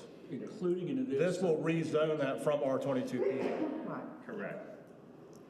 And just so I can, It will the rezone- single family there is existing, the red and townhomes on the bottom is new. All right, all right. So it will rezone the entire development area 1 as a PD? Correct. Incorporated into this. Right now, that was brought into the city as R20, which is what's there now does not conform to R20 in any way, shape, or form. R20 is our base zone Our when you default. annex. Default. So it came in as R20, but everything there does not fit in R20. And we don't really have a zone that would accommodate what's there now due to density, things like that. I mean, we do. Or maybe that's incorrect. PD, They couldn't do a PD because it was already built. correct. Well, it wasn't in the city originally. Yes. Complicated. So yeah, before my time, still complicated, but yes, tonight what we're trying to accomplish is rezoning that as a PD to add these 11 spaces and do development And area 2. do we make a decision tonight? No. What do we do? We're tonight's just a having presentation. discussion. Okay, so any other? Well, let's, Yeah, no, let's, come on yeah, up, let's choose. Amanda, and then we'll, if anybody else. Yeah, we wants can to. circle back. Yeah, you have to sign in, I'm sorry. It's gonna take me a minute. I got so lost. Okay. I know, the numbering. Hey, everybody, Happy New Year. Nanda Edgerton, behind the AGR house, behind that big party house. I thought I heard this gentleman say that there was gonna be access in and out of the Grange from 18 Mile Road. Did I hear you right? There's plans for us to build a bridge to provide another access. Yes, To ma'am. provide another access, okay, because we all remember that accident that just happened in 18 Mile Road and the ramp coming off of 183. It's blind spots, you know, people race down that road. I just wanted to bring it to everybody's forefront as a reminder that 18 Mile Road is gonna have a lot more traffic to it. Maybe, people were saying maybe traffic lights should be put there or something, just to eliminate any more accidents. I'm certain that as this gets built out, DOT will have requirements. And, Yeah, I just wanted to verbalize it yeah, no, while I was thinking about it. no, I appreciate it. And I think the young bloods and as well as the city will have to jointly work towards that if it were all in the city to accommodate that traffic. Yeah, awesome. That's all I had. Okay. Thank you. Thank you. Anybody else? Yeah. I'll sign in here.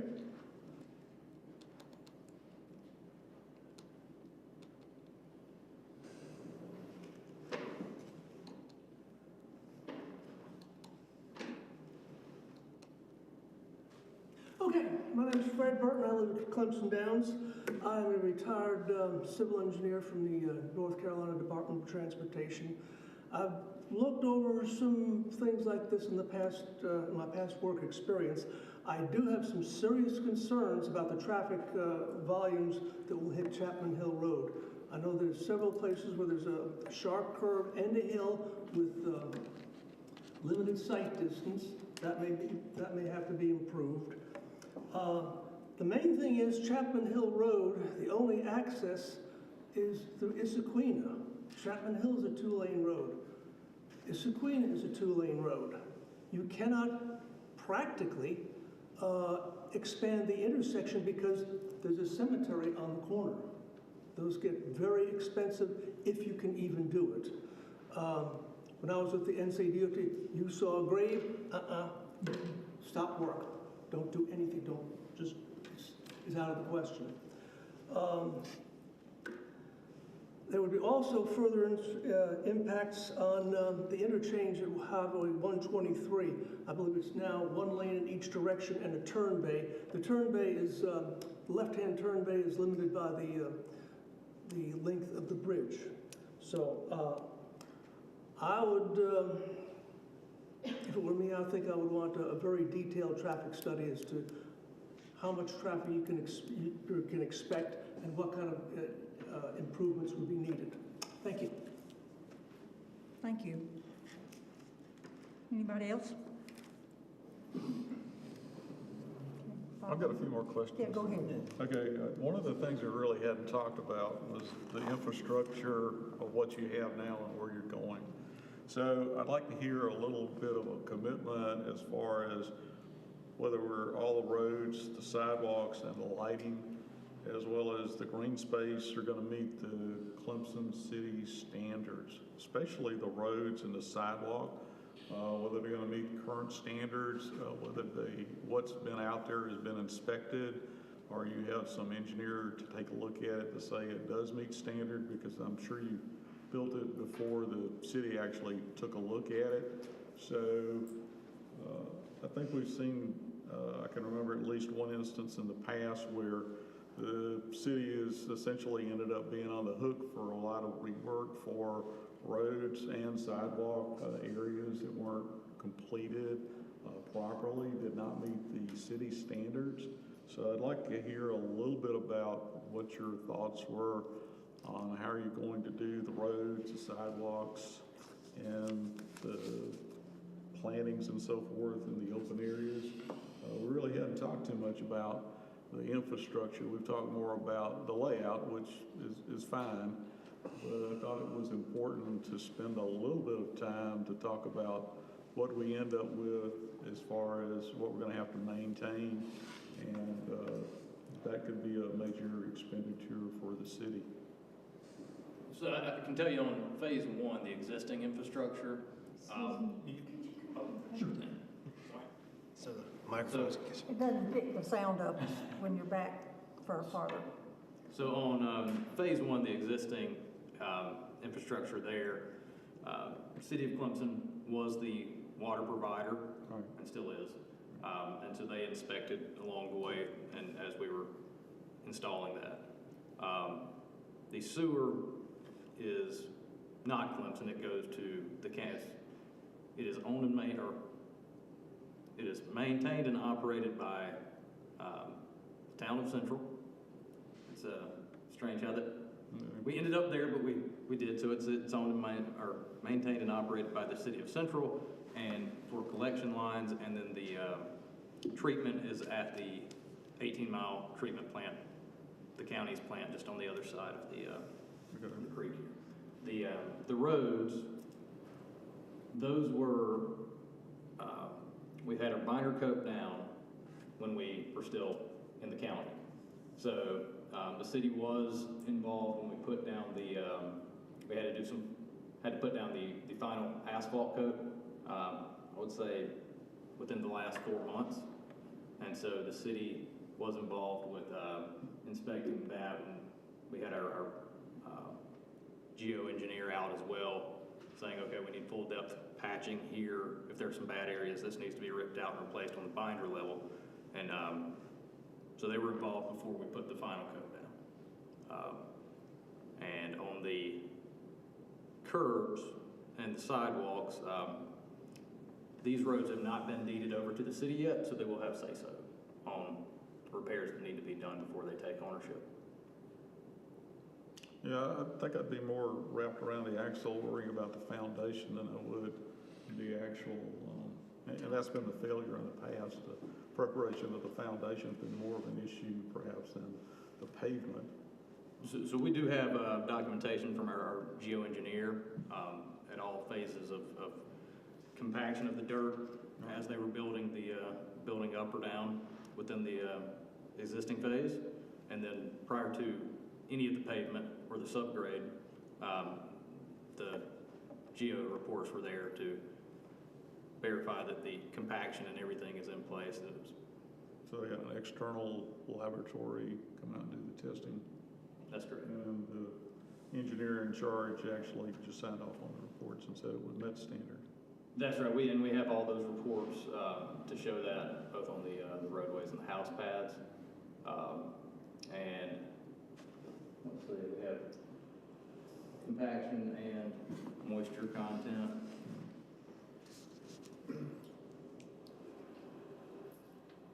So the sidewalk piece now, you talked a little bit, I guess we didn't talk about the sidewalks, because that's been a big discussion point in all of our subdivisions.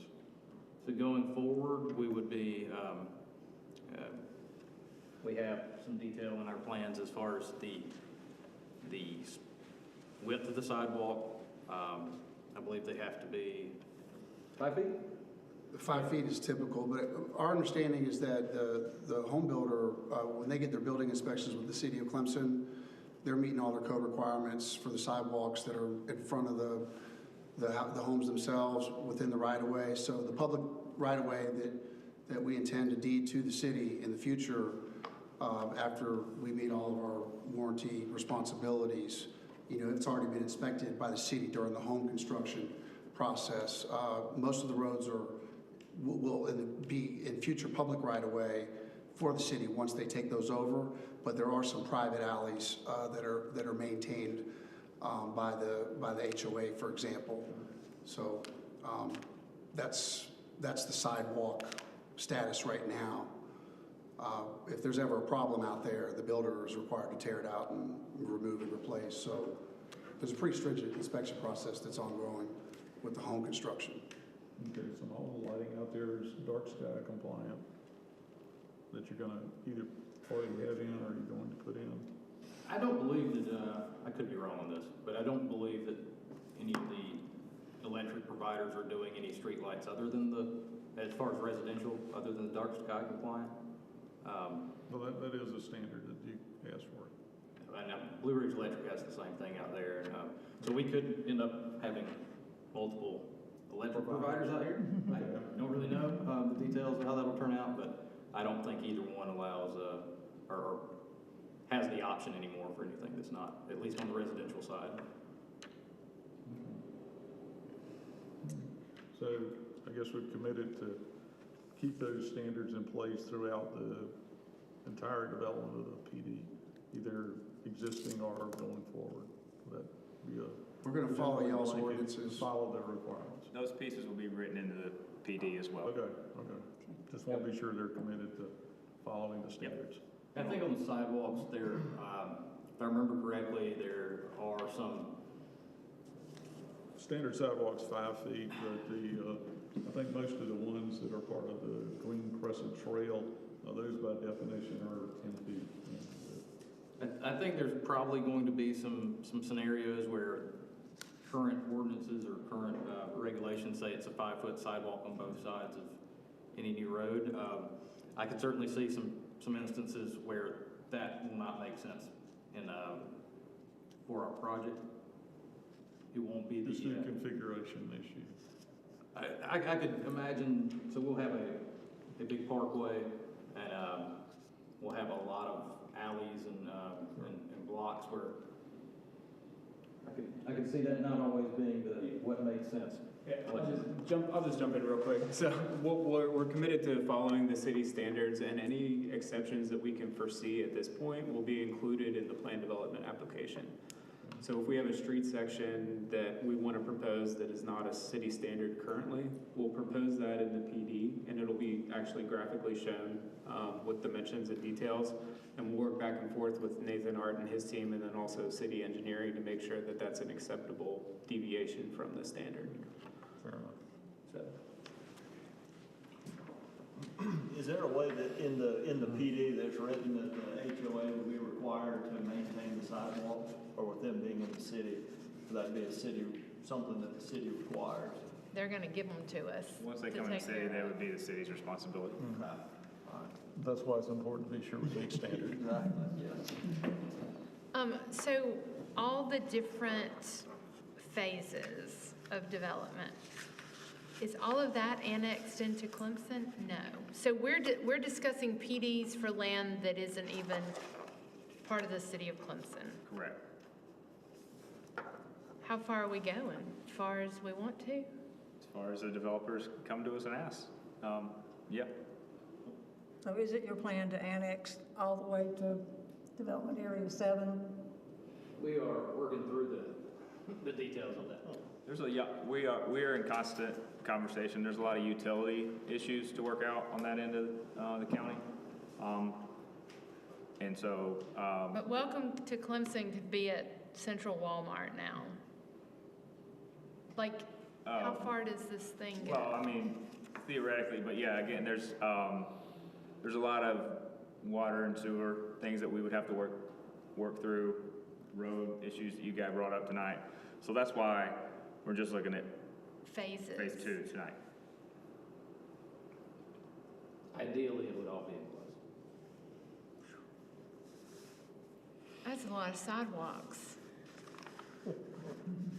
Sewer. John? I think I'm still where I was at. It was just getting, because I knew we were bringing in the old stuff, and I think that the numbers from the old and the new, I think I'm good. Sidewalks, infrastructure, buildings. By the time it comes to a final vote, we'll know for yeah, before we vote on it, that'll be like, we'll get the written ordinance that says exactly what those are going to be, right? There is no way to write it up where it's flexible after we pass it. I mean, I guess you could, but we don't, right? We say this is going to be first floor commercial, second story this is going to be the use of that building. That includes the commercial, right? You'll have to have some definition in there, and it can be flexible. It's up to the commission. I guess that's my only hang up here is this. I understand the need for flexibility and development or whatever, but at the same time, I'm not going to pass something that says that those 4 buildings can be one level of retail and a level of employment, or 4 stories of apartment buildings. Like that's, I mean, which is what I'm hearing as far as flexible, which I get from a developer standpoint is great. Oh, the market changes tomorrow, fantastic. I don't have to get an amendment or a variance or anything, I can just do it. But I can tell you that this looks fine to me, but I can't say that, oh yeah, if you turn all that into apartments, that also looks fine. Like, I think by the time we get to the voting point, we're gonna need to nail down what's going forward. Just the response that I would have to that is, right now, we have commitment from a builder on those 34 townhomes because they're actively building, and so we have a commitment to offer those lots to them, and that's their architectural elevation that they provided for the residential. And the big push right now for this phase 2 is we do have 2 tenants that are interested in commercial parcels. So, I mean, we're trying to get this process completed so that we can follow up with our site development plans and then, you know, pursue our commitments with, you know, future commercial tenants and buyers for the commercial parcels, which is going to happen soon. I mean, that's the intent. And really, I would say that the residential alternate would be for the commercial that's closer to the creek, but that's so far out on the horizon right now that, you know, we'll probably develop that last, and we're just wanting to reserve that really for commercial, for hospitality, hotel, mixed-use development, entertainment, you know, potentially some restaurants. But if the market, you know, doesn't work, because a lot of the commercial tenants that come in, they want enough houses to serve their businesses. So it's too early right now for that market, but we do have 2 tenants for the commercial piece right now, in between the 34 towns and Interstate, 123. Of an area too. Okay. But it's not really in the best interest of Clemson for us to have flexibility in the planned development. No, that's kind of what I was getting at, is we kind of need to know what we're approving before, Right. not just, hey, go do your thing, whatever the market will support. Like, that's, like, I get, and to make sure I understand, this is what we're looking at, but the other 2 areas are also part of this PD that we're So approving. we need our PD to be Right. the one that you we need to approve Now we'll the approve next phase that you know what it can be. So if you think that we need to divide what we're talking about into 2. Yeah, that's kind of, so.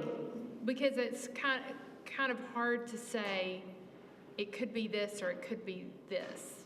Because it's going to be higher density. The longer we wait, the higher the density, and I just. Well, right now, we're getting, once we can get through the rezoning and the annexation, our engineers are substantially complete on the design for all the infrastructure for the 34 towns and for the commercial parcels that you see right there in red. Okay, so we're going to put the infrastructure in, which is the water, the sewer. We're realigning the road, and we're going to go ahead and put the road in now so that those future commercial tenants have access to start their construction. And then we're putting the road all the way to 18 miles so that we can start the bridge. So that's really why we're including all the additional area, because we have to get that road and that bridge in now. And so that's the focus. Okay, but that's my point, is with those areas being included, like, I understand the need to have them included to get that bridge in now, but I can't say, sure, I'll pass this with no idea what's gonna go there. Well, this is our plan right now. We're going forward with it. Right, for these. Yes. But for the other 2 areas. Well, like Cassidy referenced on one of the other exhibits, we showed the planned concept now that's on the books for us to move forward with our customers, with our consultants, and that's a part of why we're here right now. We're moving forward with, you know, the first phase is a commercial development, the next phase is a residential development, the infrastructure that's required for all of that. We're moving forward now, and we're letting you know what's our plans are now, and that's what we're moving forward on. And if it changes, we're letting you know, well, if it changes in the future, 5 years from now, okay, it could potentially change to a different mix of more residential and less commercial. But right now, we're planning on having more commercial and less residential on this next phase. Right, I understand what you're saying. What I'm saying is for the future phases that aren't part of this PD, I understand that. You're gonna bring you may bring something different forward than the giant master plan shows right now. What I'm saying is for these phases, right now you've got areas 2 and 3, like down by the creek, and the other ones that aren't on the screen right now. Right. And I'm assuming when the written ordinance gets written up, you guys are gonna write it as you've been presenting it, where you want the flexibility in it. And what I'm telling you is that's kind of like saying, I would like that piece of property out there zoned R7 and CP3. Well, if you read the comprehensive plan and the ordinances, I mean, I'm not saying you haven't, but we've studied them, and really the purpose of the PD ordinance is to allow flexibility. Right, but not ongoing flexibility. This is a 10-year project, residential. It's a 20-year project on the commercial. We don't have a crystal ball. We can't predict the future. We're working with the market conditions as now, and these are our plans as of now. And we're going fast, and we want to continue to go fast. So phase 2 is what we're planning on going fast on now, if we can get through these next processes with the regulation. But I mean, the intention of the comprehensive plan, of the annexation, you know, it's to allow flexibility for this large-scale master plan project. I mean, that's part of your ordinance, is to give us that flexibility. Right, flexibility design. In other words, in that master plan development, you can put a gas station next to a house if you feel like it works for that. It doesn't mean that you can put a gas station there today and a hospital there tomorrow. That flexibility is in the initial design phase, and then the city looks at it and says, we like this design, it's a benefit for everybody. You guys get a win, the city gets a win, and that's kind of what we look at. At least that's my understanding of the flexibility. It's not a, sure, we like you, just go do something nice. Like, that's my only thing. Like, I have zero problem with what you've presented here. It's more of what I've heard of, we may do this with this, we may do that with that, and I don't know what that looks like in an ordinance form, because I mean, I can't think of any other ordinance that we have as far as zoning that allows things like that. Like in any zone, there's allowed different uses, but they're generally related. We'll provide more detail, I guess, at the next hearing. I mean, you're preparing us to have more detail. Right, that's all. I'm not trying to that's what I'm saying is like for me to be okay with this, like I like what I see here. The only problems I have had that I would say would need to be addressed at the next one would be, you know, I've heard this could be 300 residential units or it could be a grocery store. And, you know, to me, those are kind of, you know, they're opposite deals when looking at, does this fit? So that's my only thing is like, I'm not saying, you know, hem you up forever on the stuff that's 10 years down the line. What I'm saying is what you're going on fast now that's in the next 6 months, 2 years or whatever, when we write it up, it's because those buildings are going to have setbacks and this, that, and the other and all that written into the code. And those setbacks are going to be different for a commercial building versus a residential building. Things like that is where I'm more of the detail kind of like that is what I get into. So that's all I'm saying is like, I don't know how to give you that flexibility in ordinance of sure you can do commercial or you can do I don't know what that looks like. Yeah, that's good feedback for us. I mean, we've had feedback from staff. We've provided them additional clarity. We'll continue to do that within the realm of the ordinance to help all of us understand this better and communicate it better. Okay. So thank you for that comment. Yep.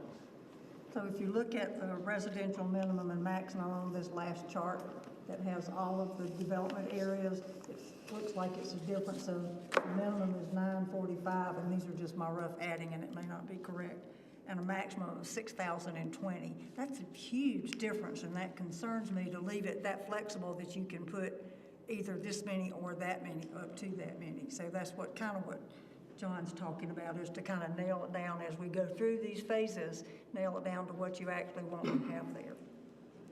I think that our numbers, some of these, we had a transition to phase 1 and 2 only versus the whole project kind of pretty quickly in December, right around the holidays. I think some of these numbers, we cannot fit 166,000 square feet of commercial and 850 residential, all on development area number 2.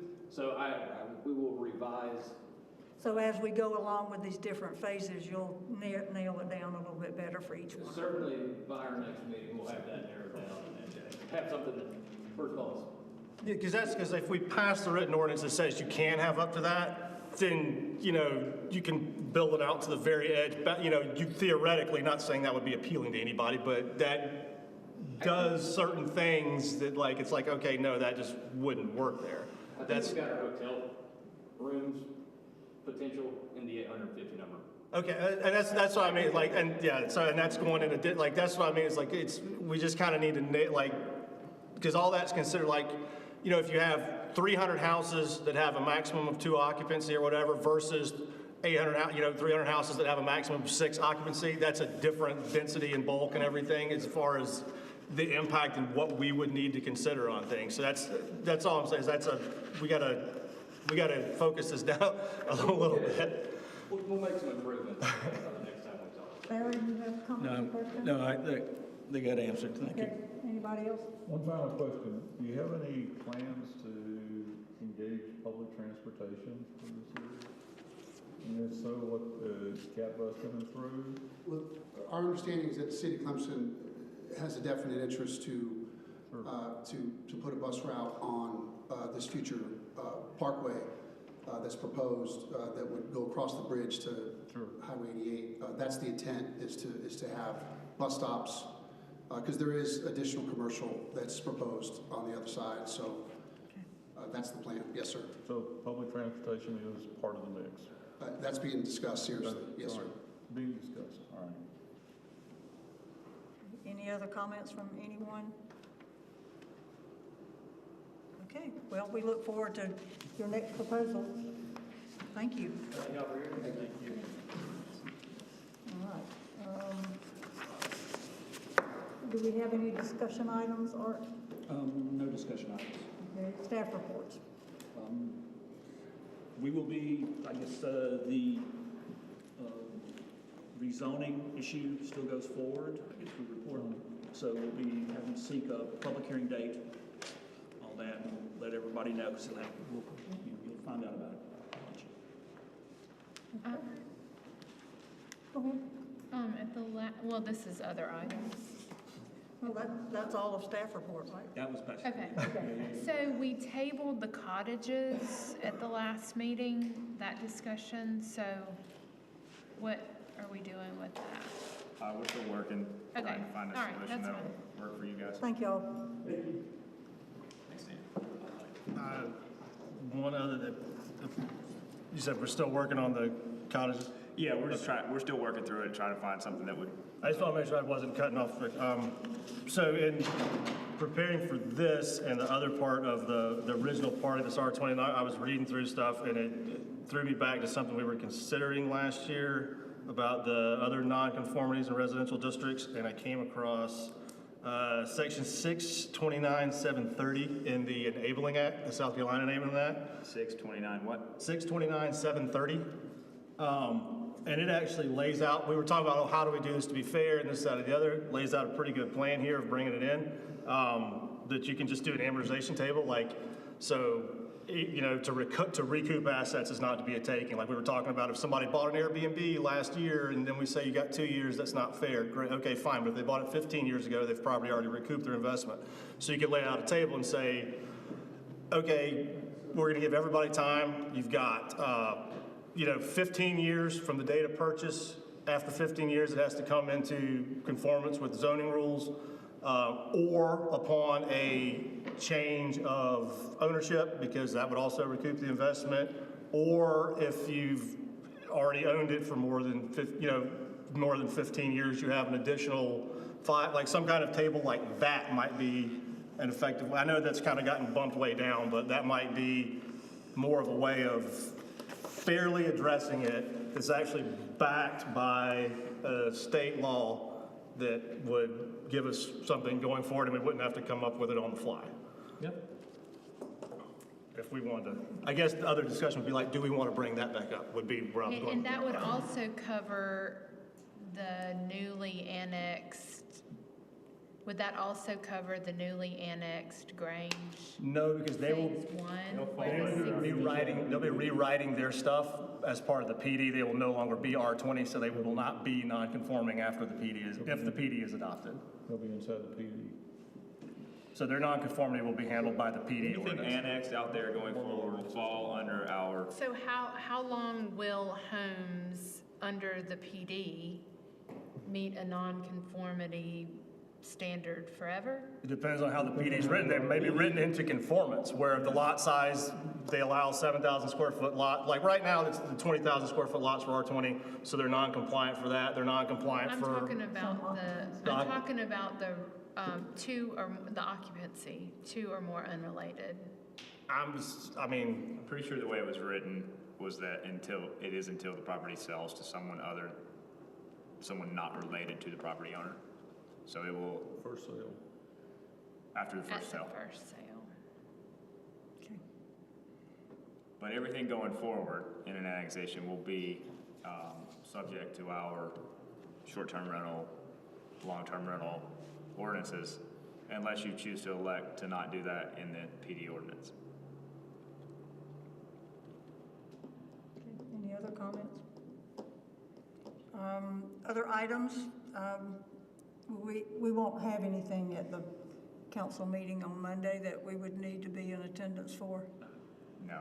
But we just got to get that public hearing date set, but that's a request. And the first time it might come up is the first one in February.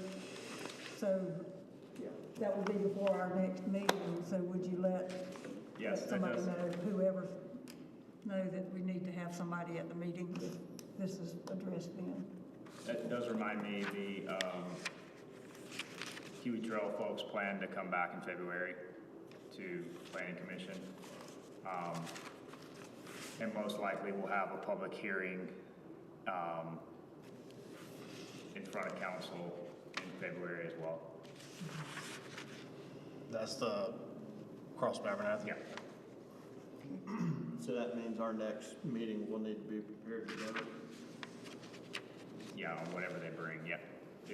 So you will vote on that at the next meeting, and, yeah. So when would we have the DAR attend?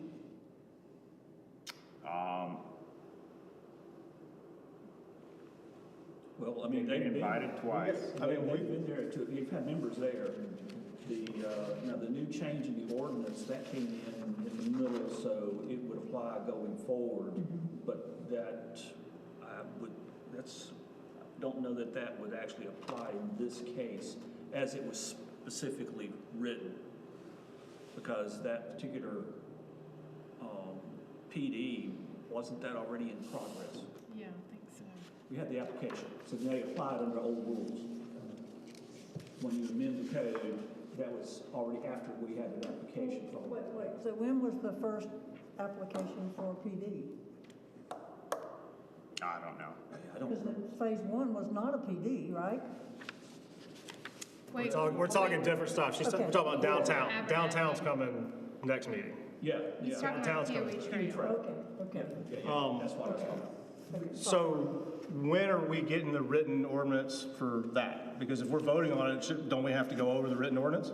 You'll get it, when they send it, yep. I mean, Is there a deadline for You have that? to give us how many days? I mean, like, I just can't get it Monday morning and read it before the Yeah. meeting. How many days they have to give us?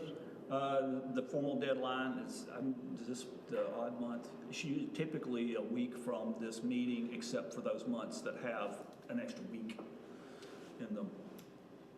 so you should receive it, like, the meeting is the 12th, so, you should receive it in early February, I would think, is how that works. We get it, again, typically you have it 2 weeks in advance. Okay, because normally aren't we supposed to do a workshop to go over that? Workshop's optional. Optional, but I mean, that's what we've tried to do in the past, to go over the written ordinance, right? Yeah. Well, yeah, but yes, you can, but the workshop is not a formal part of the process. It's something that the commission would elect. So if we wanted to, could we do a workshop at the first part and then go to our regular meeting and then vote during the regular meeting? That may be a way to handle it then. I think it's probably gonna be more than, it'd probably take a while to go through that written ordinance, right? I mean, you're talking setback, occupancy, plaza, I mean, you're talking everything. I don't know that we can get that in before. That'd be quite a challenge to get all that done. Yeah. That's my only thing, is because you can show me pictures all you want, but the written is what's there to hold your feet to the fire of what you're going to put there. And that's my concern. And I understand everything about this project and everything, but like it's part of our job on here to go over that stuff. And I just want to make sure that we all have time to go over that. No, you will not vote on anything unless you have adequate time to go over it, for sure. Okay. Yep. So I'd like to quickly ask if we've had any progress on our auxiliary housing units that we've talked about. We're going to do a little background investigation. That was the cottages thing. Cottages, he said he's working on it. Yeah, we're still going through those. We've taken the input that we have. We had input from some members of council as well. When we think that it's something that you guys like to see, we'll bring it back for sure. Okay. All right, I'm sorry. Okay. About Milo? Allegedly, they'll be back in February. Fun February. I would prepare for a long meeting in February, since you'll have Kiwi Trail, Bilo, and potentially this phase of the Grange. And that's all we know elections. about right now. Oh, yeah, that's right, that is right, like you said. The February meeting is the organizational meeting, so there will have to be, we'll put that as up front on the agenda, so you will elect a new chair, vice chair, and reappoint secretary. So council will vote at their next meeting, I believe, Finalizing. fill seats and For the commission. all that for those that were up. Okay, well, anything else? Very good.